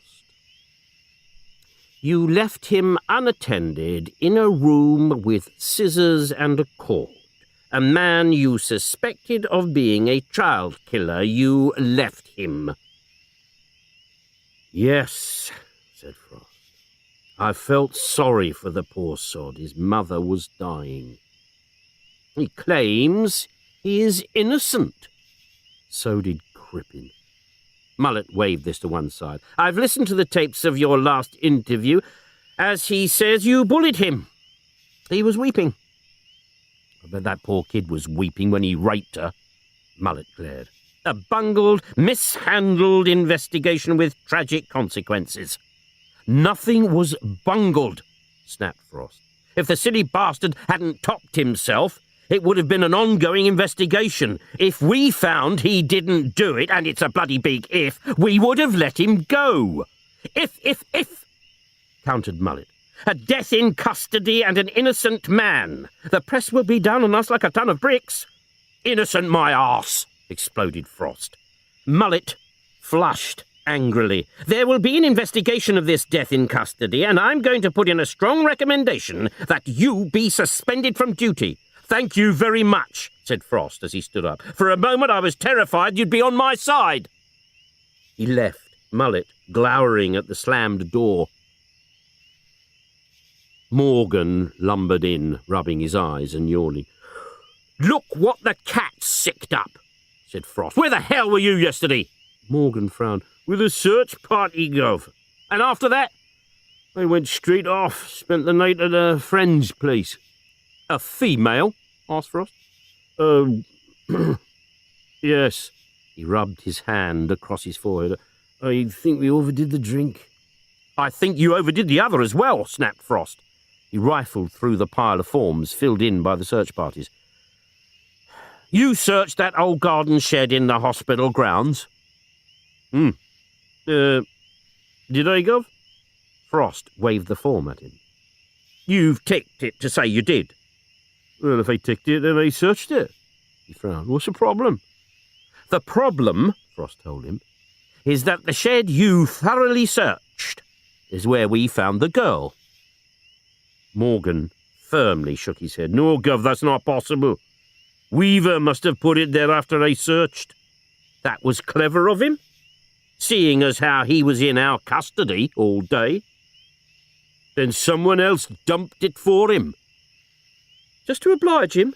Don't let's beat about the bush. You ticked it off, but you didn't search it." Morgan loosened his tie. "We are talking about the same place, Gov? Little shed, fertilizer sacks, a sort of shelf thing like on the wall?" "Yes." "I searched it," insisted Morgan. "Look, Gov, I may be all sorts of a shit, but if I'm looking for a kid, then I flaming well look. I lifted the sacks, each one. She wasn't there, I swear it." Frost looked hard at him. "Weaver topped himself last night. Left a note saying he didn't do it, and I had hounded him to death." The DC leant back in the chair, mouth sagging, eyes wide open. "Bloody hell. You're positive you searched that shed? Positive, Gov? Is there any way that you could have missed her? You saw the place, Gov. No one could have missed her." They both looked round as the door opened. It was Arthur Hanlon who handed over a small brown manila envelope.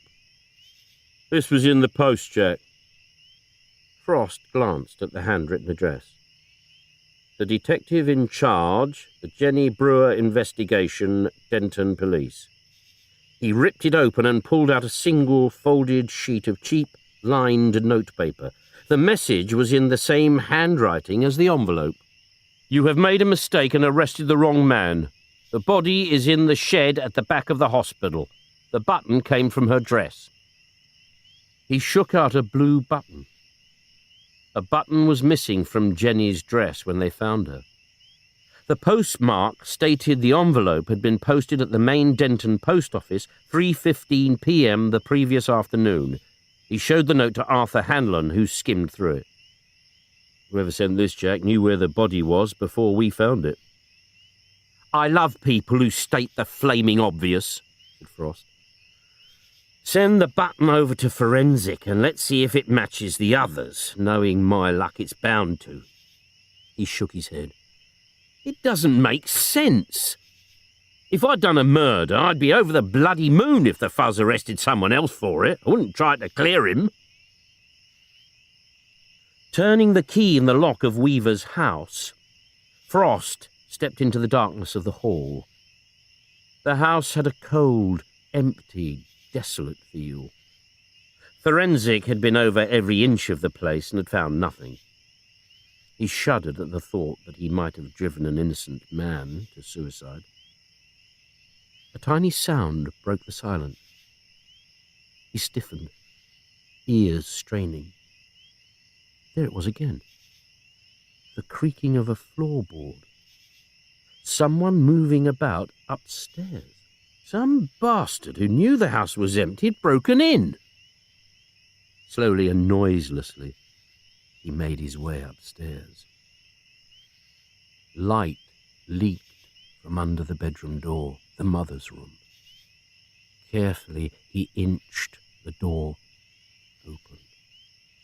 Someone was bending over the chest of drawers, rifling through its contents. He raised his torch above his head. "Hold it, you're nicked!" The intruder spun round. Frost gawped.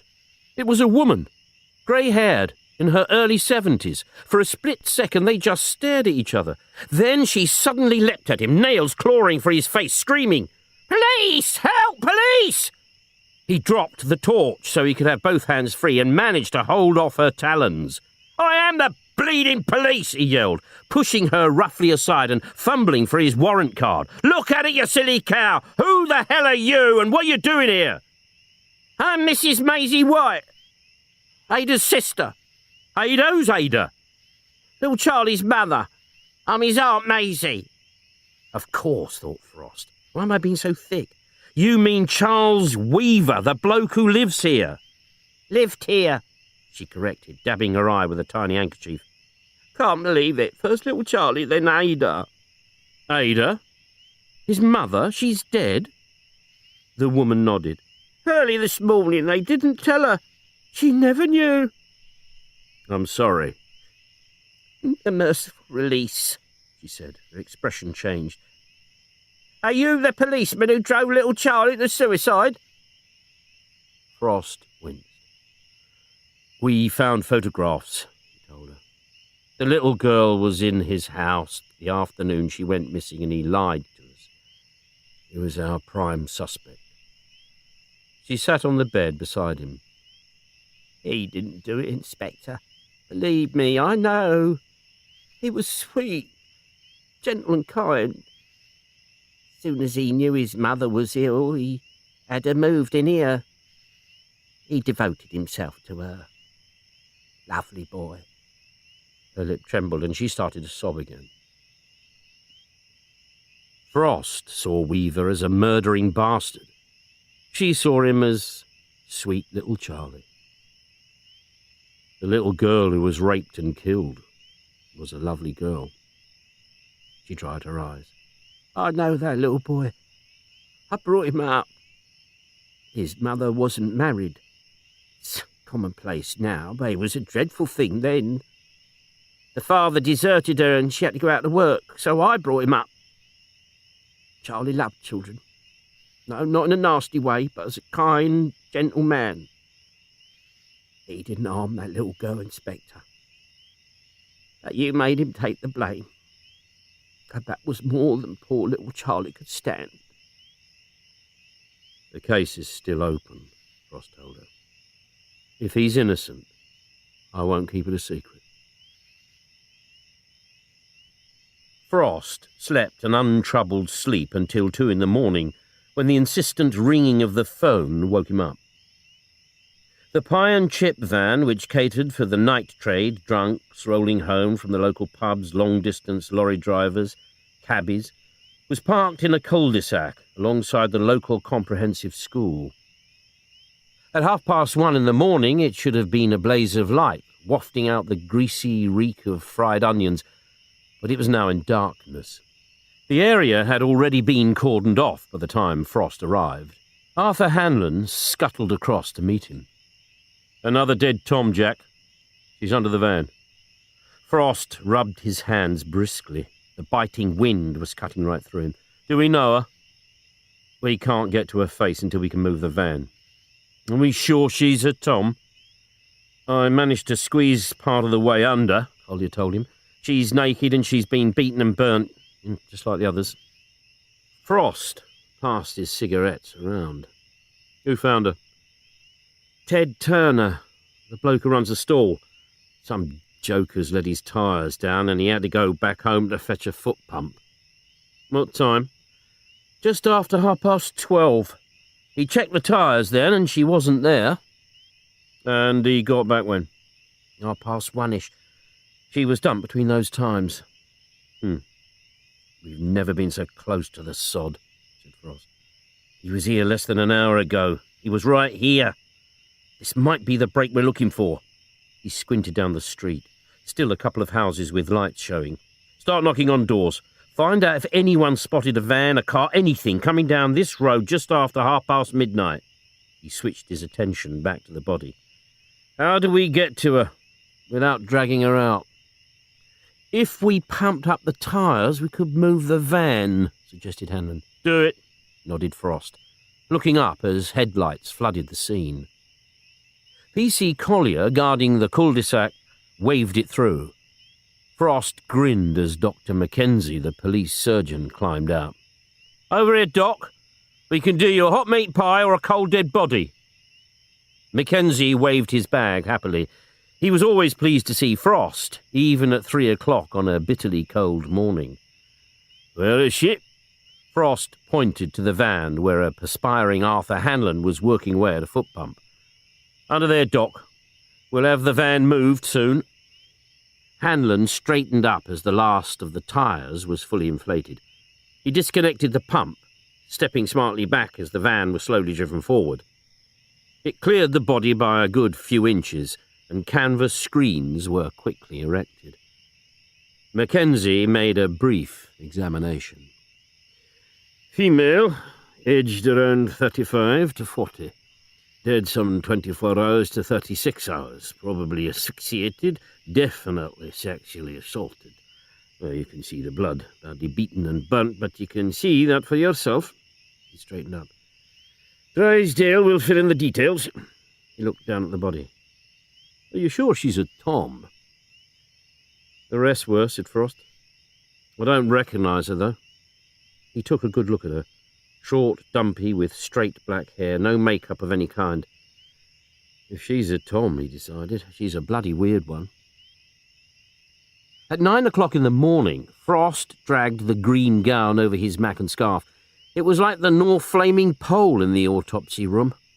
He had to keep warm somehow. Drysdale was hovering, scalpel poised. All right, let's see if we can uncover any points that the good Dr. Mackenzie overlooked. As the pathologist droned away with initial findings, Frost's mind drifted onto other things. Although his autopilot was ready to switch him back to full alert should anything of any interest come up, he was suddenly switched back. Sorry, Doc, what was that? I asked if Dr. Mackenzie told you that this woman was a virgin before she was assaulted. Frost gaped. A virgin? No doubt about it. Frost's mind was in a whirl. They had put the killer down as a curb crawler picking up toms. This required a radical rethink. Poor cow. What a lousy, bleeding way to have your first sexual experience. Violent penetration, bruising, bleeding, but no trace of semen, continued Drysdale. A dig in the back made Frost turn, and there was Morgan. Is that your unknown victim, Gov? Yes. Gov, she's the spitting image of the receptionist from the dentist. She was wearing glasses. Glasses? Drysdale bent closer. Oh, she did wear glasses. There's an indentation across the bridge. All right, said Frost. Phone the dentist and ask if their receptionist is alive or dead on an autopsy table. Will do, Gov, said Morgan before trotting away. The dental receptionist? Mused Drysdale, picking up a scalpel. Don't get too excited, Doc, Frost told him. He's not as reliable as I am. I wouldn't have thought that possible, said Drysdale as he drew a red line with the scalpel across the stomach. The swing doors crashed open and Morgan bounded back in. She hasn't been to work since Friday. They phoned her flat but got no reply. All right, said Frost. Then let's pay her a visit. The name on the neatly typed card pinned to the front door of the flat read, Helen Stokes. On the step were 3 bottles of milk. Frost hammered on the door, knowing that no one was going to answer. The door to the flat opposite opened and a bird-like old dear stuck her head out. I think she must be away. Can I help? Gas board, said Frost. A report of a smell of gas. He sniffed. Cool, strong. Better keep your door shut, love. The door slammed shut. None of Frost's skeleton keys worked, so Morgan kicked the door in. They stepped inside. Frost stooping to pick up the 2 letters on the doormat, a credit card statement and an envelope without a stamp. The flap wasn't stuck down, so he thumbed it open. A scribbled note from the Ashby Dental Practice saying, Concerned you did not come to work today, please phone. He couldn't read the signature. A tiny flat. The curtains were tightly drawn. Morgan pulled them open, letting in the morning sunshine. The same cold, chilling atmosphere that Frost had felt so many times before, almost as if the place knew that its occupant was dead. A quick nose round. Kitchen, bathroom, tiny lounge and bedroom. See if you can find a photograph, son. A thick winter coat was hanging in the hall. Frost went through the pockets. A petrol receipt. Nothing else. The front door had been fitted with a strong security chain, and there were smoke alarms on the walls of every room. A cautious woman. He wandered into the lounge where Morgan, on his knees, was going through the contents of a drawer. "Gov!" Morgan waved a passport. Frost flipped it open. The unsmiling face of the dead woman stared back at him. He radioed through to the station, asking them to send someone over to make the flat secure. "Some silly sods kicked the door in," he told them. The old dear opposite was hovering as they left. "We fixed the gas leak," Frost assured her. "I've just remembered," she said. "We're all electric." He pretended not to hear.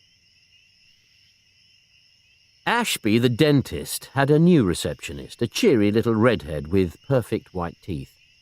She giggled nervously at the sight of Frost's warrant card.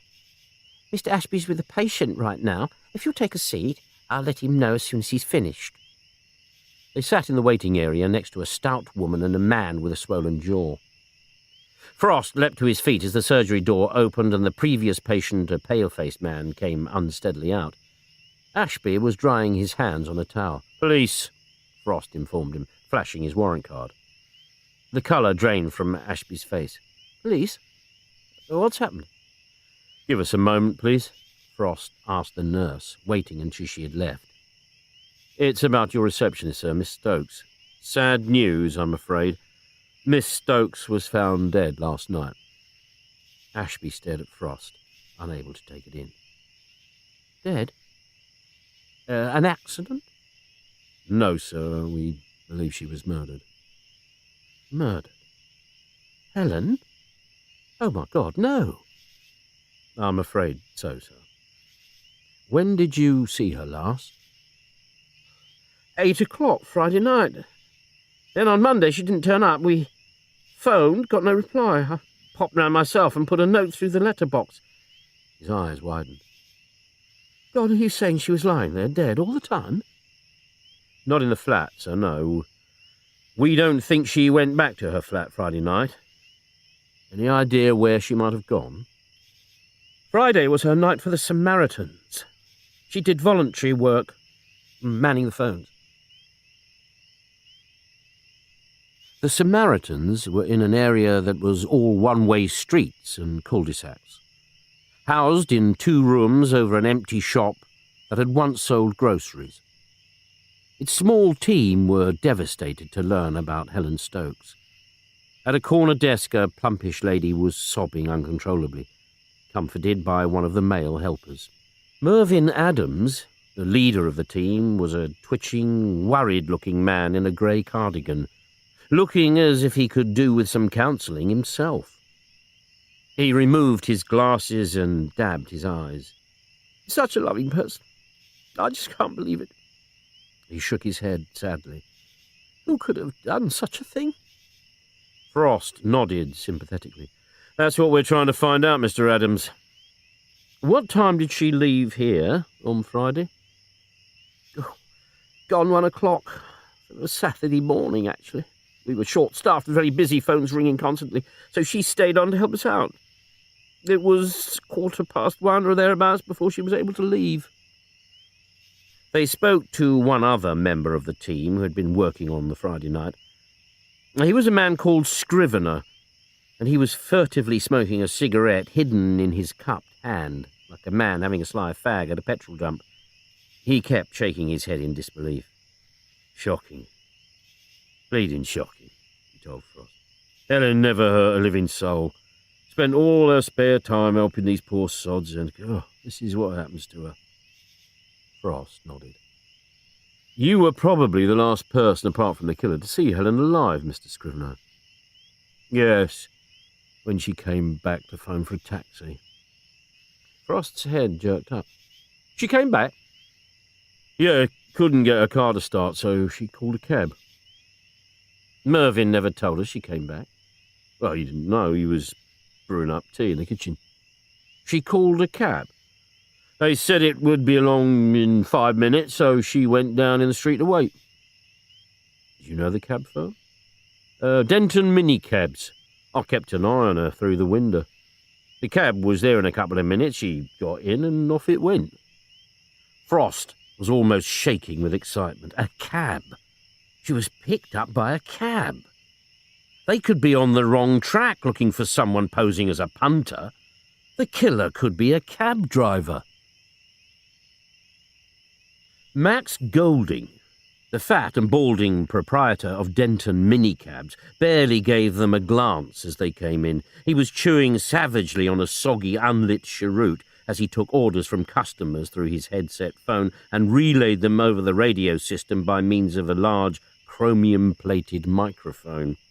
"A pickup outside Marks and Sparks, the railway station. Who can take?" "Right." He gave Frost and Liz a half-hearted inquiring glance before returning to the phone to take another call. Frost poked his warrant card under the man's nose, but he seemed unimpressed and began to take yet another call, yelling with annoyance as Frost dragged the headset from his ears. "Hey! Get someone else to take over," snapped Frost. "This is a murder inquiry." Golding twisted round in his chair and yelled, "Mavis!" A fat, pudding-faced woman, a cigarette in her mouth, stuck her head through a hatch. "I'm making the tea." "Leave it and take over, the fuzzer here." She waddled in and took over the headset from him. Golding jerked a thumb at the two detectives and led them through a door.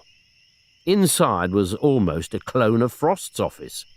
An untidy desk, spilling papers everywhere, and a half-eaten cheese roll in the filing tray. Golding swept junk from two chairs and invited them to sit as he plonked down behind the desk, leaving the door wide open so he could keep an eye on the fat woman. "So, what's this about?" "We're interested in one of your pickups early Saturday morning." Golding burrowed through the mess on his desk and pulled out a wad of papers held by a bulldog clip. "What do you want to know?" "A pickup round 1 a.m. outside Samaritan's office in Marlow Street." A stubby, nicotined finger travelled down the page. "Oh, I've got it." He looked up. "So?" "You remember the call?" "Yeah." He leaned back in his chair. "A woman said her car had broken down and asked for a cab with a woman driver." "You sent a woman driver?" "Nah, our women drivers won't work after 10 o'clock at night. I told her I'd send one of our most reliable men." His voice trailed off as he tried to hear what the fat woman was saying on the phone in the other room. "And?" prompted Frost. "I passed on the—" He suddenly leapt from his chair and dashed out to the woman. "Don't send Jack out of Mrs. Silverman, you silly cow! He's the one who ran over her pet dog when he collected it from the vets after his operation. She threatened to tear his balls out if she ever saw him again." He stamped back to his desk. "Pardon my French," he apologised. He lowered his voice. "I have to watch her all the time. She left her husband 2 months ago. For another woman." Frost kicked the door shut. "Let's concentrate on the topic in hand, shall we? Unless you'd like to finish this down at the station." Golding spread his hands in resignation. All right. "Who'd he give this job to?" "Tommy Jackson." A little bell tinkled in the back of Frost's brain. "Jackson. I know that name." He snapped his fingers. "Jackson. He was the bloke that old dear reckoned had raped her. Do you know he's got form? Broke a woman passenger's jaw." A shrug. Well, it was ages ago." "She wanted someone safe and you send a bleeding jawbreaker." "Well, beggars can't be choosers. 1 o'clock in the morning. It was Jack or nothing." "Nothing might have been better," said Frost grimly. Frost and the newly returned Liz Maud breezed into the interview room where a sullen, unshaven and bleary-eyed Tom Jackson greeted them with a scowl. "Not her again," he sneered at Liz Maud, who was ramming a cassette tape into the recorder. "Who am I supposed to have raped this time, Lily Savage?"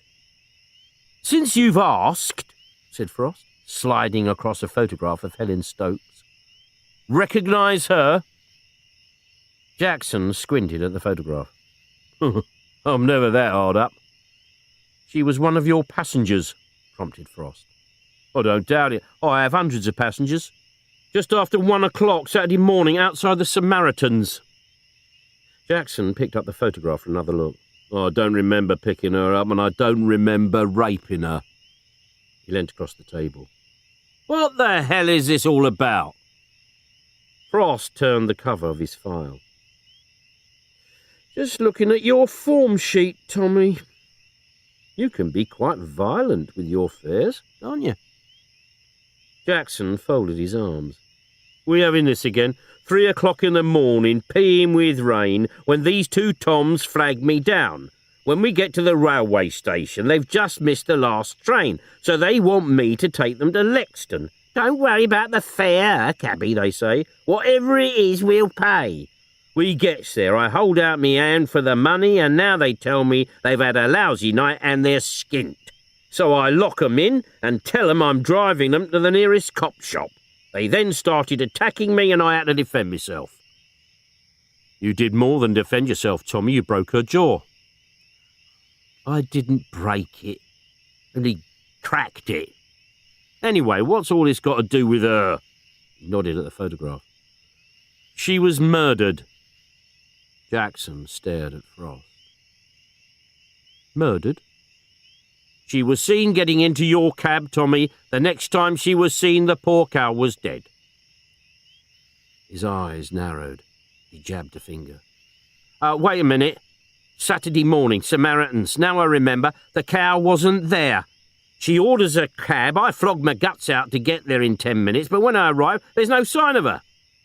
I tooted me horn a couple of times, but no one turned up, so I drove off. Frost grimaced. Where's your cab? Why? We'd like our forensic boys to give it a sniff. If we find her blood all over the seat, it might refresh your memory.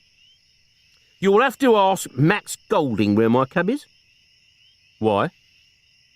The cab doesn't stand idle just because I'm not driving it. When I get out, another driver gets in. Seat's red hot sometimes. Great, thought Frost. Bloody great. End of Disc 2. Disc 3.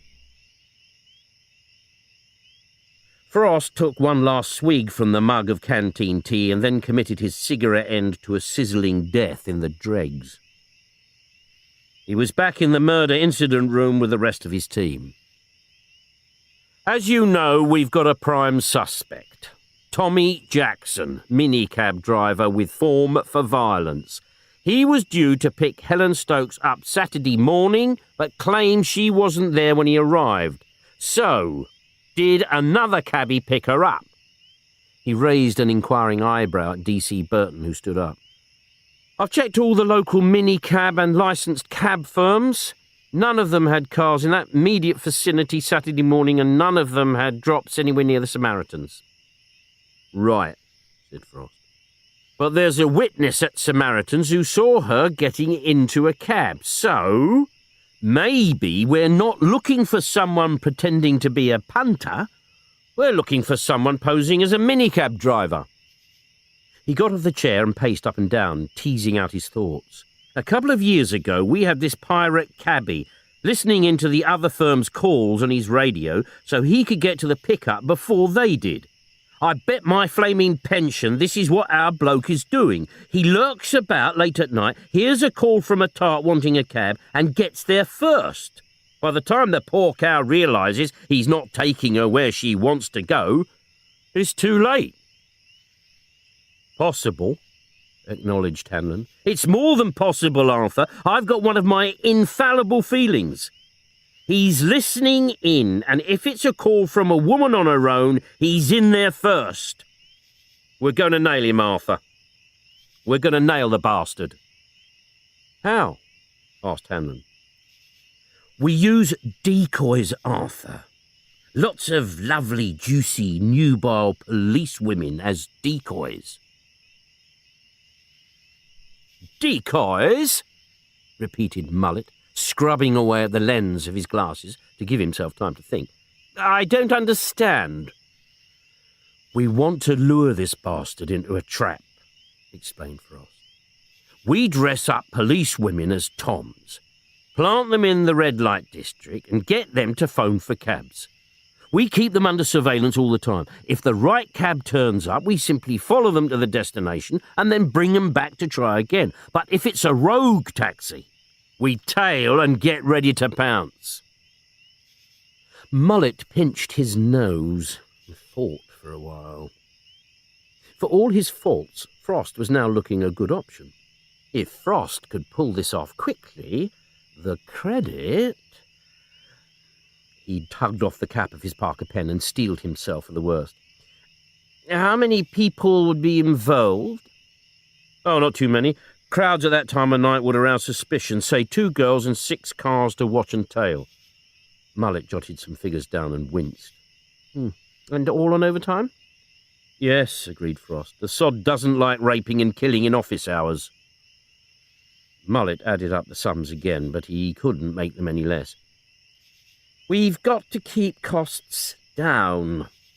When the girls book a taxi, I'm only paying for the minimum distance and no tipping." He scribbled some more figures down. 8 men, 2 women per night maximum, and I want receipts for everything." "Of course," Frost assured him, standing up quickly before the superintendent changed his mind. A chorus of wolf whistles filled the incident room. WPC Polly Fletcher, in a short, tight skirt and an even tighter sweater, swaggered into the room and gave Frost a suggestive wink. He winked back, his nose twitching at the pungent perfume she'd doused herself with. Inwardly, he was a ferment of doubts. God, what if it all goes wrong and we end up finding Polly's mutilated body dumped in a ditch somewhere? Too many people were relying on him. Reliability was not one of his assets. He was snatched out of his introspective gloom when Liz Maud, a long, blonde wig concealing her dark hair, made her entrance and the wolf whistle soared. She had squeezed into figure-hugging red trousers and a clinging black sweater, over which she had draped an artificial leopard skin coat. She sauntered over to Frost. "How do I look?" "I'm selling my Viagra," said Frost. "I don't need it anymore." "Only 2 girls?" asked Hanlon. Frost nodded. "We keep this tight and simple. We don't want to flood the area with maverick toms. It might get chummy suspicious. And thanks to Mullet, we've only got 2 cars per girl, which is the absolute minimum if we're going to play it safe." Frost slid off the desk and turned to the large street map of Denton. "This is how we're going to play it." He pointed to 6 coloured pins. "There are 6 public phone boxes in the red light areas, and we're going to use them all in turn. We've got 2 pseudo-toms," he nodded to Liz and Polly, "and 4 cars. Liz and Polly, you've each got a list of cab firms to phone and destinations to be taken to. When we're all in position, you each phone the first firm on your list. When the cab turns up, surveillance car number 1 will follow you every inch of the way. At your destination, you will get out and wait until the cab drives off. Then, the tailing car will pick you up and take you back to the next phone box, and so on.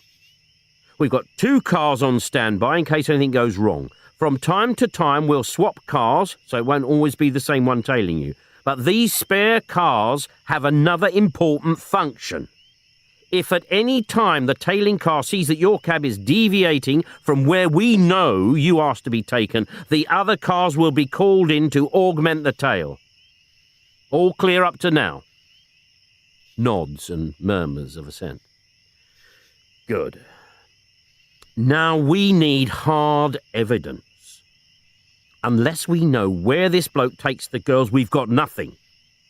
Ideally, we want to follow you right up to the point where he drags you into his hideaway. And then, providing Mr. Mullet doesn't decide we can't do any more overtime and call us back, we burst in and rescue you." "Will we have radios?" asked Liz. Frost shook his head. "That'd be a dead giveaway. You'll each have a mobile phone. Many Toms carry them, so it won't look out of place. Any trouble, use it. I don't care if it means you blow your cover. Your safety comes first. Any more questions?" He looked round. "No? Right. Let's move." P.C. Collier yawned and knuckled his eyes. 3 a.m, his 4th consecutive night on overtime, and it was hard to keep awake. He closed his eyes for a few seconds. Then his eyes snapped open as he became aware there was someone in the seat next to him. Jordan back with the Big Macs. No, Jack Frost. Sorry, sir, Collier muttered. Must have closed my eyes for a few seconds.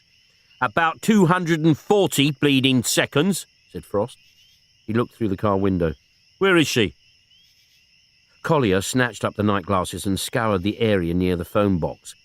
He saw Polly leaning against the railings. There, sir. And where's Jordan? Frost asked. Before Collier could think of an excuse, Jordan appeared, clutching 2 polystyrene containers. His dismay showed when he saw Frost. Just popped out for some refreshment, Inspector. Frost's head jerked up. What's this? A flare of headlights as a beige minicab marked Dave's Taxis drew up by the phone box. Collier consulted his list. The right cab, sir. He focused the night glasses. And the right driver. He's picked Polly up a couple of times before. Okay, son. Follow it, then take her back to the station. I'm calling it a night. He climbed out of the car, fatigue and depression weighing him down, round the corner to his own car and off to the other phone box. He had left Morgan watching Liz Maud. Halfway there when his radio squawked. Control to Mr. Frost, urgent, come in, please. He lifted the handset. Frost, urgent assistant required, ram raid in progress at Conway's Jewellers in the High Street. 1 officer injured, ambulance on way. We need your men now. He radioed his team as he spun the car round. All units, abandon operation. Ram raid, Conway's Jewellers. Officer injured. Get over there now. Morgan radioed back. Gov, there's a cab pulling up for D.A. Maud now. Can't see the registration number, but it's a woman driver. Safe to leave? No, not safe to bloody leave, snapped Frost. Might be a man in drag. Follow, pick her up at the other end, then both of you get over to Conway's. Frost was the first on the scene, the other 2 cars close on his heels. A Panda car was slewed across the road. The pavement outside the jewellers sparkled with broken glass, and the alarm was shrilling. He ran over to the still shape of a uniformed officer sprawled in the gutter, his head in a puddle of blood. He knelt and touched the icy-cold, chalk-white face of 20-year-old Peter Adams. Get a blanket! Poor sod's freezing! He moved to one side as Polly Fletcher shucked off her tart's fur coat and gently laid it over the injured constable. Hey! A man was running towards them from a house opposite. It was me who phoned you all lot. What happened? I heard this crash. I looked out to see this van ramming through the jeweller's window. There were 3 of them, youngish, all with balaclavas hiding their faces. They were scooping jewellery from the window when the cop drives up.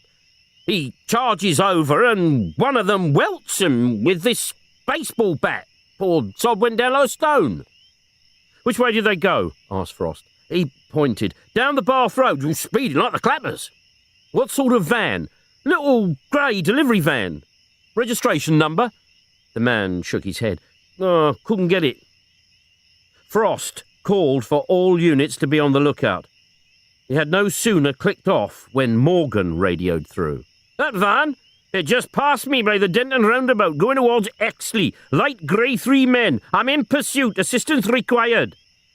Stick to the sods like glue, said Frost, calling in all units to assist. A new sound sliced through the night. The warble of an ambulance siren. In seconds, the paramedics were easing Adams onto a stretcher. Frost detailed Polly to go with him to the hospital. As the lights of the ambulance dwindled, a Honda Accord braked to a halt outside the shop and a short, tubby man clambered out. The name's Conway, it's my shop, he told Collier, then surveyed the wreckage of the window with mounting indignation. Bloody hell, look at that. The 3rd time in 4 months. I've only just had that window put in. Frost introduced himself. You're insured, aren't you? Top-rate premiums. I have to pay the first £5,000 of any claim. But after that, I'm insured, yes. Tough, said Frost. He jerked a thumb at the alarm. Can you turn that flaming thing off? Conway scowled. I can turn it off if it offends your ears, Inspector. But tell me something. Where was your bloody lot when it went off? Our bloody lot was lying in the gutter with his skull smashed in, snapped Frost.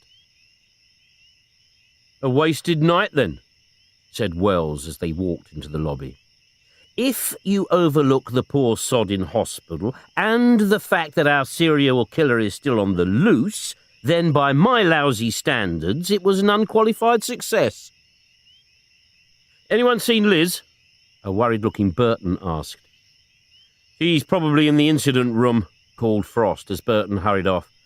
But he found himself worrying. He couldn't recall Liz at the jewellery raid. He found Burton staring into an empty incident room. She might have gone straight home, son, he suggested. Have you phoned her? I've phoned, she doesn't answer. The sound of raucous laughter from the rear doors heralded the return of Morgan with Jordan and Sims, escorting 3 sullen ram raiders in handcuffs. We've got 'em, Gov, announced Morgan triumphantly. Where's Inspector Maud? No idea, Gov. Isn't she here? You picked her up after the cab dropped her. Where did you take her? Oh, I didn't pick her up, Gov. I stopped following the cab when I chased after these 3. Frost couldn't believe what he was hearing. You left her? You just flaming left her? He repeated incredulously. Well, I told you I was going out of the van, Gov. You didn't object. I didn't object, exploded Frost, because I assumed you'd already picked her up. I didn't think you'd be so stupid as to abandon her. Sorry, Gov, mumbled Morgan. Misunderstanding. But it was a woman driver. Inspector Maud'll be all right. She probably got them to drive her straight back home. I phoned, Burton told him. She doesn't answer. Well, she could be in bed with a sleeping tablet, suggested Morgan.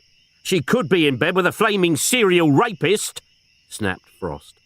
Sims, drive straight over to Inspector Maud's flat, kick the door in if necessary, but get inside, confirm she's there, and radio me immediately.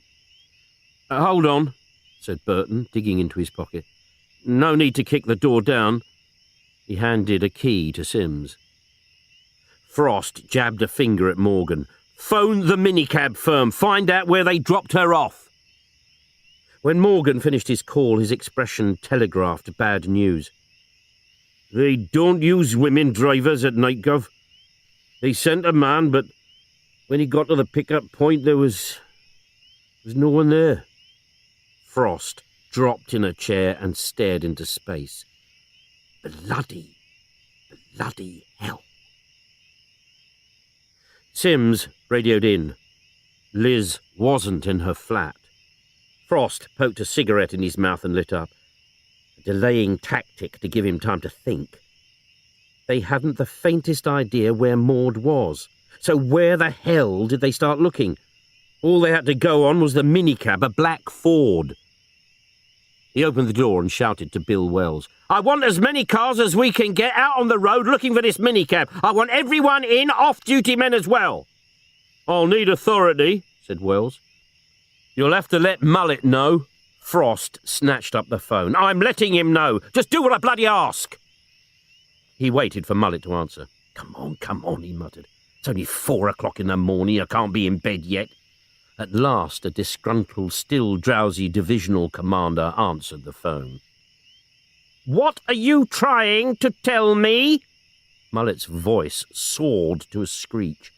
Frost pulled the phone away from his ear and let the sizzle of accusation and fury crackle round the incident room. When the noise stopped for a while, he returned the phone to his ear. Couldn't agree with you more, Super, said Frost. Proper balls up. I presume I have your full authority to do whatever is necessary to locate and rescue Detective Sergeant Maud. How much is this going to cost? Shrilled Mullet. Cost? Echoed Frost incredulously. What the hell does the cost matter? A police officer's life is at stake. I've got to get sanction from county, and the first question they will ask is how much? £2,300, said Frost, plucking a figure from the air. Right, said Mullet, seemingly content now that he had a figure. I'll get back to you. Frost hung up quickly. All agreed, he told Wells. I've got carte blanche. But what do we do? Demanded Burton. Pray, thought Frost. They were still looking at him, thinking his silence was deep, studied thought instead of blind panic. Then suddenly he leapt to his feet. The mobile phone! Get onto the mobile phone company! They can pinpoint the location of all the mobile phones on their network. Get onto them! They waited impatiently as Burton made the call. Frost crushed out a barely smoked cigarette and lit up another one. At last, Burton put the phone down. They'll get back to us. Could take a few minutes. Silence as they all stared at the phone. How long had the bastard had Liz? What was he doing to her now? Burton snatched up the phone on its first ring. What? He spun round to survey the large war map of Denton behind him. Thank you. He banged the phone down. They've traced it. He tapped a section of the map. The phone is somewhere in this area here, the outskirts of Denton Woods. He peered again at the map. It's nearly all trees and scrubland, but there is one house there. His finger jabbed the position. That's got to be it. He dashed out to the computer in control to check. Occupants are Mr. and Mrs. Gerald Vernon, he informed them. Vernon's had a couple of parking tickets, nothing else known. Anyone know the house? Frost asked. Jordan pushed forward. I do, Inspector. We were called there a couple of months ago for a suspected burglary. Big place, double garage, massive garden. Frost chewed this over. We'll all go. No bleeding sirens. And if he listens in to taxicab radios, he could listen into police broadcasts, so we maintain radio silence. He snatched up his scarf and wound it round his neck. Come on, let's go. The night was dark, with clouds obscuring the moon. But as they reached the top of a slight rise, the moon found a gap in the clouds and slid through, dousing the landscape in silver and black. Before them stood the house, imposing and isolated. Here's where we split into two groups, whispered Frost. Take your lot round the back, Arthur. The rest you come with me. Burton grabbed Frost's arm and pointed. A gleam of light suddenly splashed out of an upstairs window. Then a figure drew the curtains together and all was black again. The bastard's still up, whispered Frost. So let's be extra quiet. Arthur, signal with your torch when you're in position. A cold, anxious wait until the torch flashed its signal. Frost jerked his head to the others. Let's go. The scrunch of their running feet on the gravel drive decided him to veer across the lawn. An estate car parked by the front door was locked, but the radiator was still warm. It had been driven recently. That's not the car that picked her up, Gov, whispered Morgan. They'd have swapped cars, said Frost. He looked up the ivy-covered wall to the upstairs windows where the light had shone. That's the room we try first. He looked round for Burton, who had the pneumatic battering ram. Sod the noise, son. It's all speed from now on. He stood back to give the DC room. The noise was deafening, but at the third blow the woodwork splintered and the door crashed back. Led by Frost, they charged up the stairs. They burst into the room, curtains drawn. It was lit only by the glow from an electric fire. The smell hit Frost, cloying perfume. His torch picked out white, naked flesh as he fumbled for the light switch. On the bed, wide-eyed with terror, a naked woman. It wasn't Liz. A man, also naked, blinked at the light. There's no money here, he said, trying to keep his voice steady. I'll call the police. I'm here in a minute. They're here already, snapped Frost, flashing his warrant card. He went to the door and shouted to the others down the stairs. She's not in here. Look everywhere. The man grabbed a dressing gun from a chair. Police? What the devil do you want with me? I think you know what we want, said Frost grimly.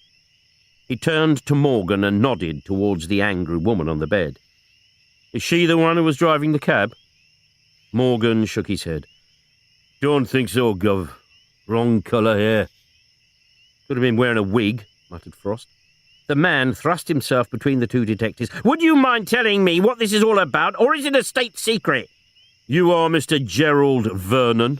Yes. And this lady is your wife? A slight pause. Yes.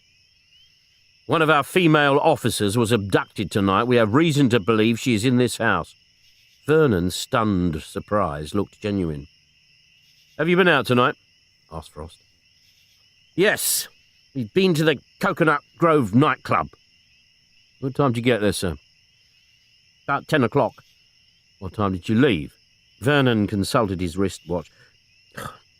A little after 3. Inspector! Collier burst into the bedroom. I found this behind the hat stand. He held aloft Liz Maud's handbag. With a bellow of rage, Burton hurled himself at Vernon, smashing him against the wall. Where is she, you bastard? What have you done with her? With difficulty, Frost and Collier managed to drag him off. Downstairs, ordered Frost. Burton scowled sullenly and slouched out. Frost turned to Vernon, who was trying to stem the flow of blood from his nose with a handkerchief. I apologise for my colleague's over-enthusiasm, sir. Like us, he's anxious to know where she is.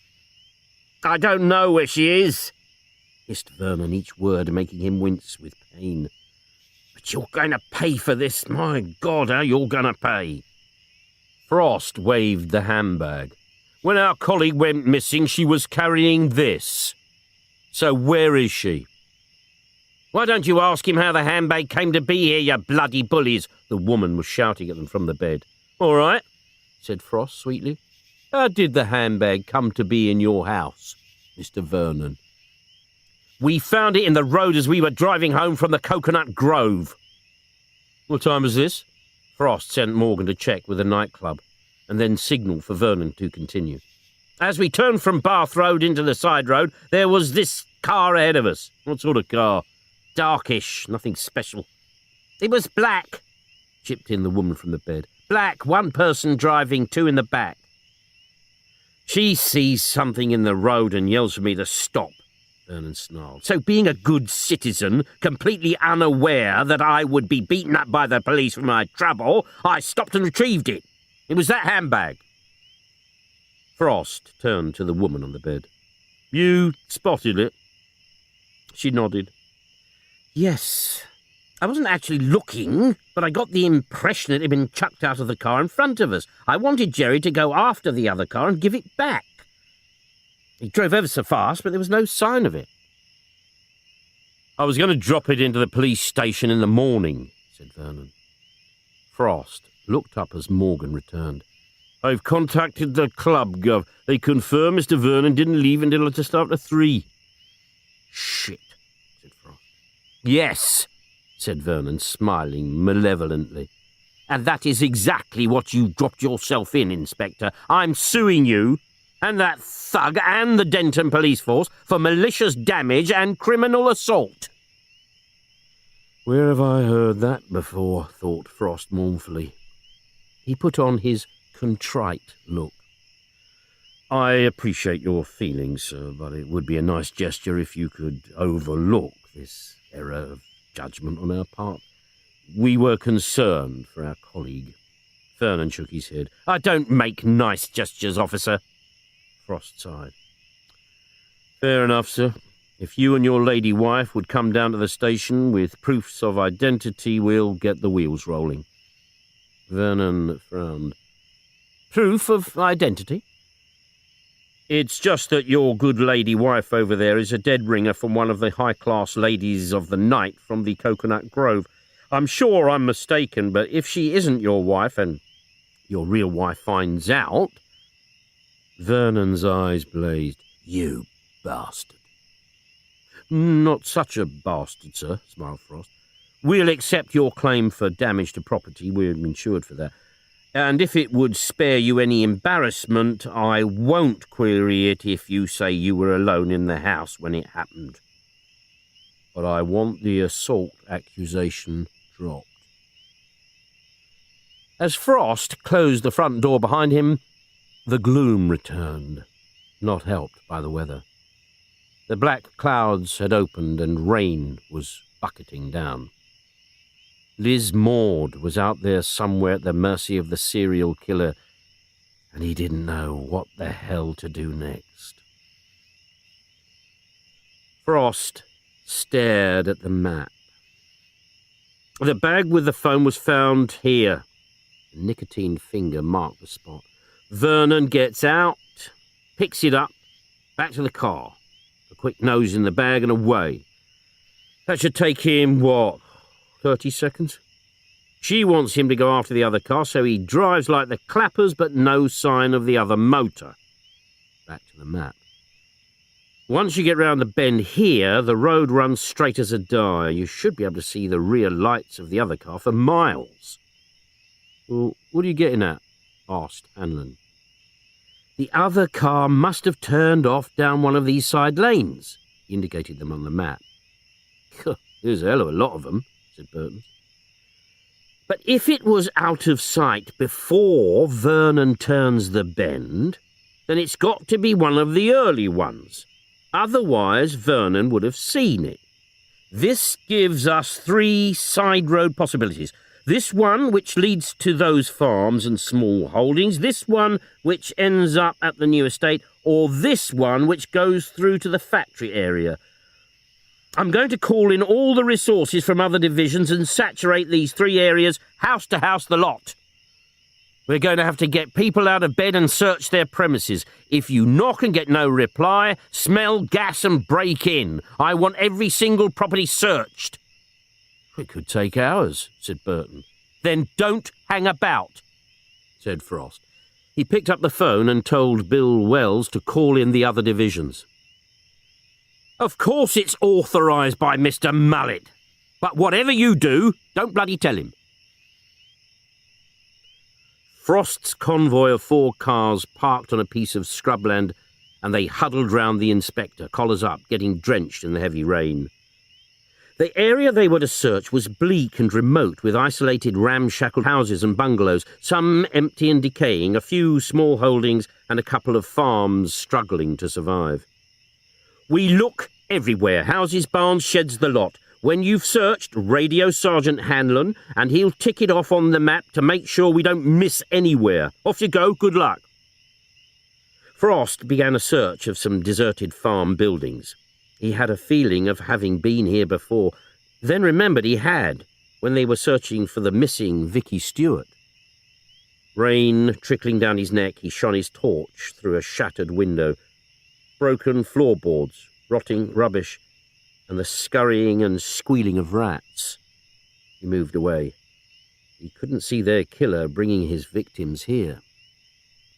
As they were leaving, a radio call from Jordan. At a house now, Inspector. We've been hammering at the door, dogs barking inside, but no one answers. Kick it in, Frost told him. I reckon there's drugs on the premises. And then reports started coming in thick and fast, all negative. Another radio call, this time from Burton, sounding excited. Might be onto something, Inspector. I'm at a bungalow at the foot of the rise, talking to a Mrs. Jessup. She reckons she often hears cars, very late at night, coming from that small holding on the top of the hill. She says it wakes her up as it goes past, about 2 o'clock-ish or thereabouts. Did she hear it tonight? No, she took a sleeping tablet. Do you want to talk to her? No time for that, son. We go straight to the small holding. Meet me outside. He radioed for Morgan and Jordan to join him. They followed him up the steep hill. No chance of a stealthy approach. The whine of their engines straining up the steep, rutted slope would waken the dead. The small holding was a collection of ramshackle structures around a 2-storied house. Outside the main building, a black car was parked, and a light gleamed through curtains from a downstairs room. Surveying it, Frost felt the hairs on the back of his neck rise. This was it. This was bloody it. As they squelched to a halt by the front door, Frost clambered out and ran over to the car. A black Ford, the windows wound down and the driver's door wide open. He stuck his nose inside and sniffed for traces of the pungent perfume Liz had been wearing. He rejoined the others and pounded at the front door with his fist. They waited. Nothing. Frost gave the door handle a tentative turn and the door swung open. Collier was sent round to the back, while Frost and the other 3 entered the house. They stepped into a long passage. Frost jerked a thumb to Burton and Jordan. Upstairs. He and Morgan followed the passage to a large, stone-flagged kitchen where an Aga stove belted out heat. A long, wooden-topped table was laid out for breakfast. In front of the Aga, a grey and black tabby cat in a wicker cat basket gave them a bemused look, while her 6 tiny kittens, eyes still not open, suckled noisily. "I think we're on the wrong track, Gov," said Morgan. "You can be a bastard and still like animals," said Frost. "Hitler had a dog and Mullet's got a cat." He opened the back door to let Collier in, and they checked all the downstairs rooms. All neat and tidy. Footsteps from above as Burton and Jordan returned. "Nothing," reported Burton. "One double bed, but it hasn't been slept in." "Let's try the outbuildings," said Frost. They split up, Morgan and Frost going to a wooden-walled structure with a corrugated iron roof. Pitch dark inside, but over the drumming of the rain they could hear rustling. Someone was inside. Frost fumbled round the doorframe and found a light switch. Some 20 cats in cages blinked angrily at him. A quick look round. Metal cupboards filled with tins of cat food and bags of cat litter, nothing else. On to the next building. A windowless barn-like structure. The murmur of voices from inside. Frost gently opened the door. Inside, about halfway down, a hurricane lamp lit up 2 figures wearing oilskins, their backs to him. They were bending over something on the straw-lined floor, something whimpering in pain. He charged towards them. "Stay where you are, police!" A squeal of alarm as they spun round. 2 women looking terrified. Both were in their mid-50s, one quite fat with uncombed, dark hair, the other thin and sharp-featured. "Police!" said Frost again. Morgan flashed his warrant card in front of their faces. Another whimper from the floor. On a bed of straw, a red setter, body heaving and shaking, tongue lolling, whites of eyes showing. "She's in labour," the thin woman explained. "There's a blockage there or something. We're very worried about her." She blinked at the warrant card. "But why are you here?" Frost quickly explained about Liz. "We're searching everywhere in this area." "How dreadful!" exclaimed the fat woman. "She can't be here, Inspector. We've been here all night with the dog and we'd have heard a car. But please search anywhere you like, anywhere." The dog whimpered again. "We've got to get to the vet," said the thin woman. "Can one of your policemen carry her to the house?" Frost nodded to Morgan, who bent and gently humped up the dog. As soon as the 2 women had left, Frost called the rest of his team over. "Get some more men in, give this place a right going over. She could be dead, so look everywhere." Burton and Collier were detailed to accompany him back to the house. "I'll keep little and large talking while you search every nook and cranny." Frost slumped down in the chair alongside the Aga. The dog, eyes closed, panted heavily in a basket at his feet. He ruffled its fur and watched the thin woman ring the vet's emergency number on a mobile phone. "He's out on another call, Mavis, a carving, but he'll phone back when he's finished, so we can take Jessie straight to his surgery. He thinks he'll have to do a cesarean." Mavis, the fat one, looked worried. "I hope the carving doesn't take long, Lily. Would you like a cup of tea, Inspector?" "If you twist my arm," Frost, loosening his scarf. She frowned at the noise of the dragged furniture coming from above. "You surely don't think she's in this house?" "Not really," smiled Frost. "But we have to search everywhere." They each took one of his offered cigarettes and lit up. "One of your neighbours mentioned she often hears your car late at night." "Oh dear," said Mavis. "I hope we don't wake her up.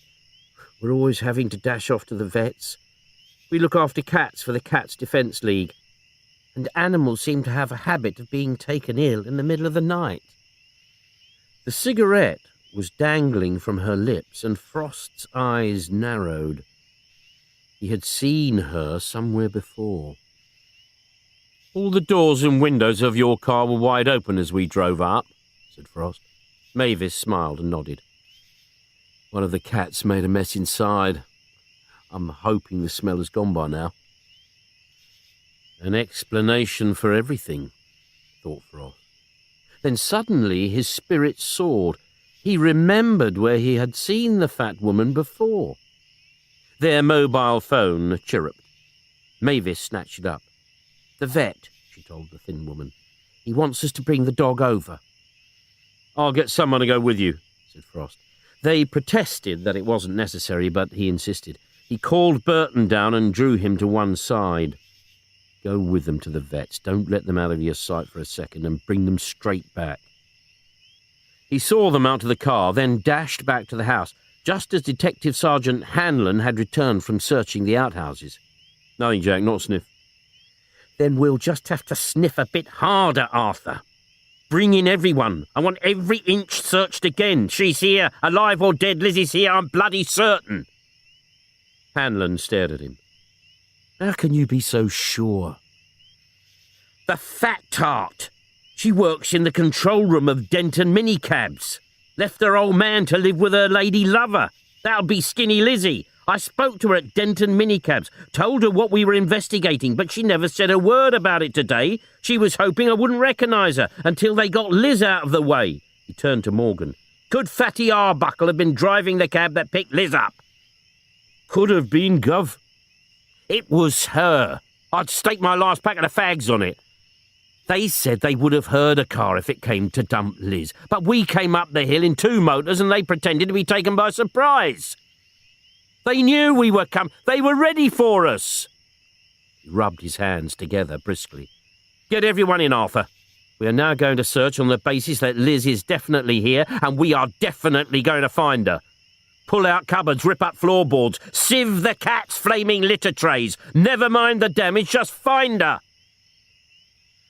He went back to the kitchen, where he swilled down his mug of tea, watched by the nursing cat with its sleeping kittens. The all-too-familiar negative reports rattled in non-stop.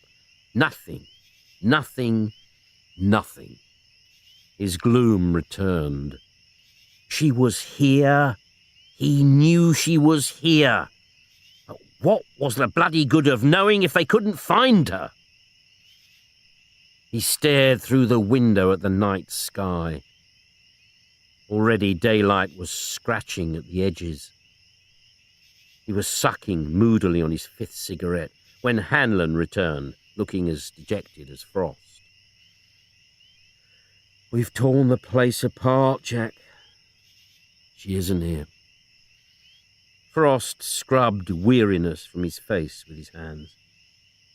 Then he stopped dead. What a bloody fool. The generator. Blank expressions. They're not on mains electricity, yet they've got a fridge, a deep freeze, lights. They must have a generator. Did anyone find it? Heads were shaken. It's got to be inside the house. He looked around. Where the hell is it? We should be able to hear it. They strained their ears. Silence broken only by the mewing of one of the kittens. Hanlon shook his head. "Can't hear anything, Jack." Morgan dropped to his knees and pressed his ear to the stone-flagged floor. "I can!" he called excitedly. "It's coming from underneath." Frost joined him. He could hear it too. A low, throbbing sound, just about audible through the thick slabs. There must be a cellar. Frost straightened up, eyes darting round the kitchen, stopping at the cat and its offspring in the basket, bang in front of the Aga. If I had a cat with kittens, I think I'd stick the basket in that recess alongside the stove, not bang in front of it where I'd have to step over it.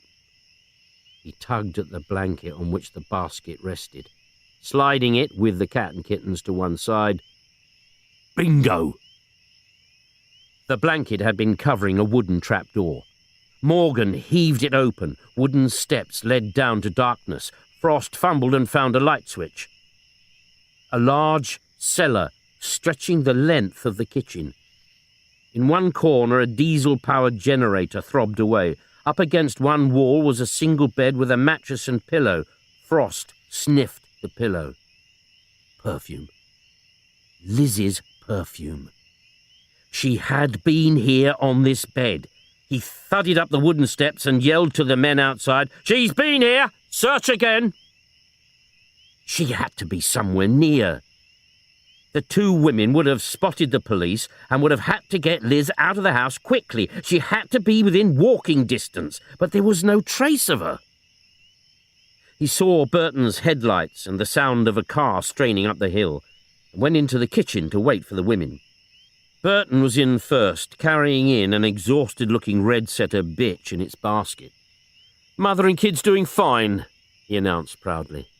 Behind him, the two women, beaming all over their faces, carried in a large cardboard box which they lowered gently to the floor. Frost looked down on 5 newly born red setter puppies.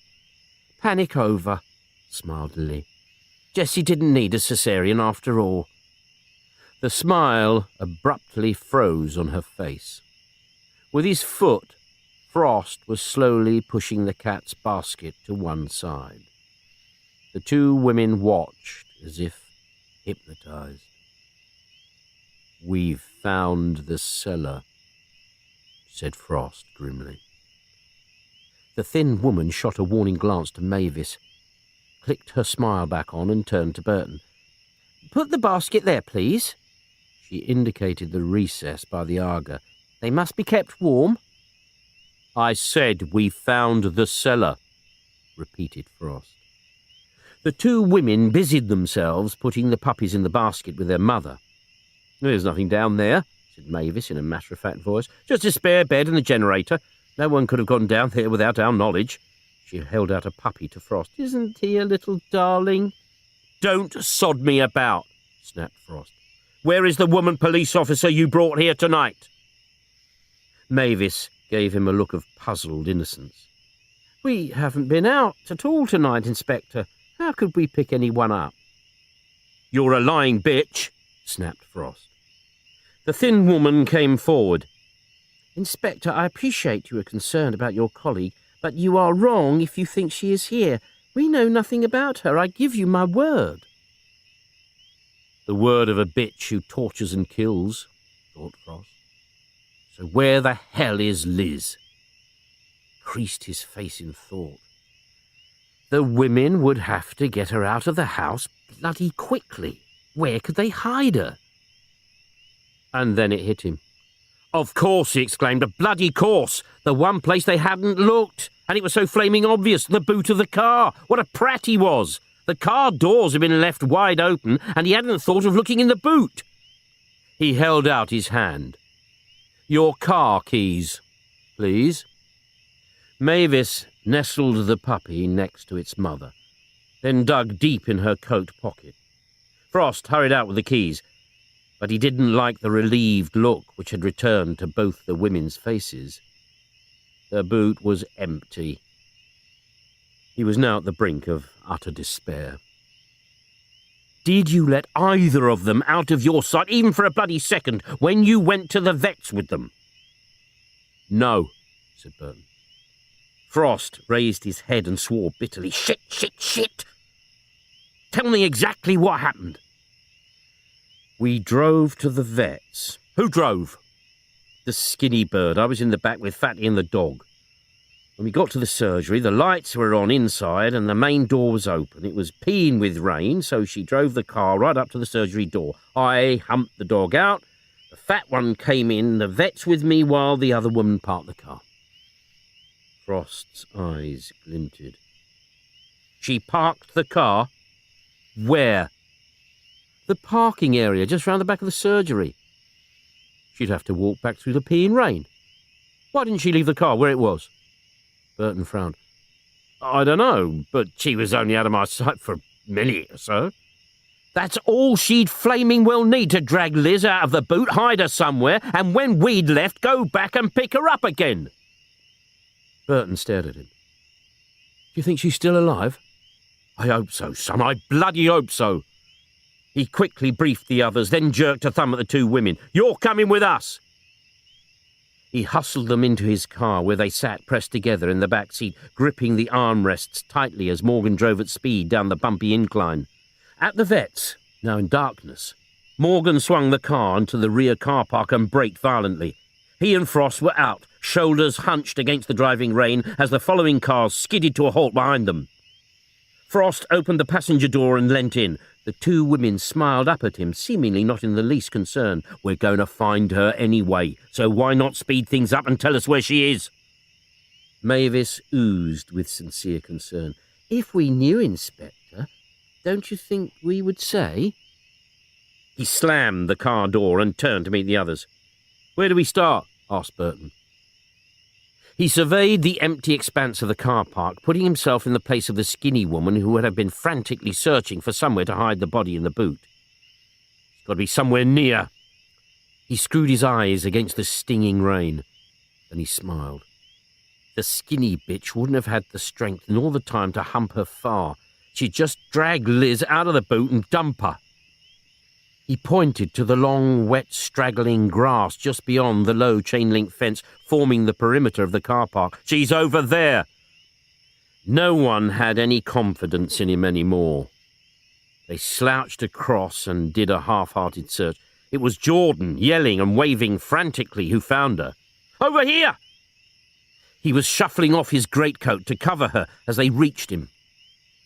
She was naked, rain-soaked, blue with cold and not moving. Her wrists and ankles were bound with wire, and a gag bit deeply into her mouth. There were angry red marks on her stomach, cigarette burns.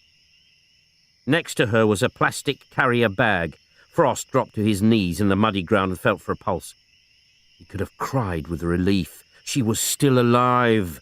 His penknife sawed through the wire and cut the binding to the gag as Jordan swaddled her in his greatcoat. "Get her in the car," ordered Frost. "We'll take her straight to the hospital." They went in Burton's car, their clothes steaming with the heating turned up full, and Polly Fletcher vigorously massaging ice-cold limbs to try and restore the circulation. A quick look inside the carrier bag revealed Liz's clothing. A coil of wire, a roll of adhesive tape, a thin cane still wet with blood, and at the bottom of the bag, a large dildo. "Bloody hell," muttered Frost. "No wonder we thought it was a man involved." The sudden jolt of the car hitting a pothole made Liz's eyes snap open. She looked from side to side in terror. "It's all right, love," soothed Frost. "You're safe. We're taking you to hospital."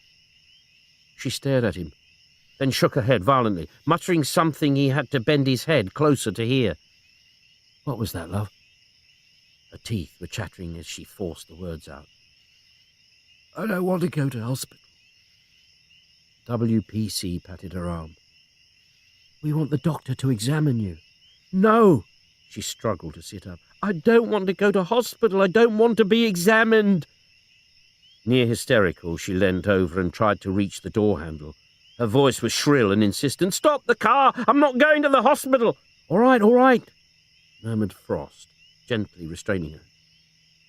"What do you want to do?" "I want to go back home. I want to shower. I want to get clean." "All right," nodded Frost, "if that's what you want." To Burton he said, "Take her home, son. Take her home." Frost stared out of the window. Snow, driven by a blustery wind, had coated the car park in white, and from the state of the sky there was a lot more to come down. He didn't want to venture outside in such weather, but he and Morgan had been ordered to attend the coroner's inquest, and he had been warned that the solicitor for Weaver's family was after his blood. Also, he'd been tipped off that the London press would be there in force to witness the humiliation of an officer who had hounded an innocent man to his death. He went back to his desk and yet again studied the transcript of the last interview he'd had with Weaver, the one they were going to read out in the court. Frost, showing photograph. "Recognize her?" That's how we found her. Were her eyes wide open like that when you raped the poor little cow? 7 years old, you bastard, 7 years old. Weaver. You're trying to incriminate me. You want a suspect, so you're framing me. Frost. Did you give her one of your green sweets first? Here, little girl, have a sweetie while your nice Uncle Charlie rapes you, then chokes the bloody life out of you? Weaver. Sound of sobbing. You framed me. You planted that body, you... Sounds of choking, asthma attack brought on by questioning.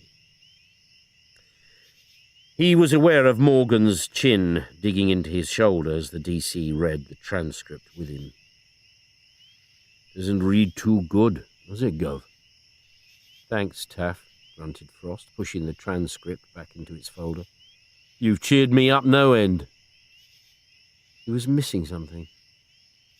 But what the hell was it? Frost thumbed through the file and came across Mrs. Weaver's death certificate with brief details of her illness. Something on the death certificate screamed at him. He pulled it out to study it more closely, then leant back in his chair and smiled. Who's a silly sod? Me?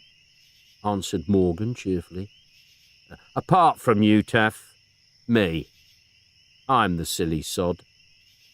He tossed the death certificate over. Look at the address. Dean's Cottage, Fern Lane, Denton, read Morgan. He frowned. Well, he got it wrong, Gov. She lived with Weaver in Argyle Street. She only moved in with him when she was taken ill, Taff. She had her own place. I should have bloody realised. I don't see the point, said Morgan. I'll tell you the point. When I told Weaver we'd found Jenny's body, he didn't ask where. He just started screaming and shouting that we'd planted her body to frame him. Oh, perhaps I'm a bit thick, Gov. There's no perhaps about it. Weaver didn't ask where we found it because he'd assumed we'd found it where he left it. He accused us of planting it because he had left it in a place that would point the finger straight back at him. Morgan's eyes widened as the light dawned. You mean his mother's place? Yes. No wonder we found no evidence in Argyle Street. Then who moved it? I'm not sure, but I've got a bloody good idea. His windscreen wipers had cleared a hole through the snow-plastered glass. It was still snowing heavily and everything was blanketed in white. Dane's cottage, with its lopsided for sale sign, was the only property in Fern Lane. A brown estate car was parked outside. He scrunched over thick snow to the front door and knocked. The door was opened by an old woman, Mrs. Maisie White, little Charlie boy's Aunt Maisie. At first she appeared disconcerted, then resigned to see the inspector. She knew why he had come. You've left it too late. He stepped inside. The place had been stripped bare. Furniture removed, carpeting taken up, floorboards swept and scrubbed clean. She followed him as he wandered from empty room to empty room. No lampshades, no curtains, nothing. You've done a bloody good job of removing all the evidence, he told the woman. Where did you find the kid's body? It took a long time for her to reply. Upstairs, she said at last, leading him up the stairs to a curtainless room. In here. She stood by the door. This was his mother's bedroom. If she knew what her darling son had been doing, She shook her head. Charlie was her little angel. He could do no wrong. She walked into the room and shivered. That poor little mite. She closed her eyes and screwed up her face. The terrible things he'd done to her. Why did you cover up for him? Asked Frost. I always covered up for him, she said. It would have broken his mother's heart if she knew what he was really like. There were photographs, filthy photographs. Charlie and children. Where are they? I burnt them. And you sent the anonymous letter with the button? Yes. Now Frost was shivering as he looked round the room where Jenny and Vicky had spent the last few terrible moments of their short lives. I want you to come back to the station with me and make a statement. She shook her head firmly. No. I told you for your own peace of mind, Inspector, but I'm not making any statements. I shall deny everything I've told you. Why? Charlie's dead, his mother's dead. I'm not bringing shame on the family. Sod the family! Half an hour's time I'm going to be pilloried in the coroner's court for hounding an innocent man to death. I could be kicked out of the force. She lowered her head. I'm sorry, Inspector. That's how it's got to be. Frost stared at her. She raised her head and stared back, lips tight and determined. He wasn't going to change her mind. Without her statement, and without a scrap of evidence in support, he had nothing. All right, he said bitterly. He was about to go when he saw it. On the window ledge. The window ledge of the room where she had found Jenny's body. A toilet roll. He walked across and picked it up. Nearly new. Just a few sheets torn off. He smiled. On the other end, he said cheerfully.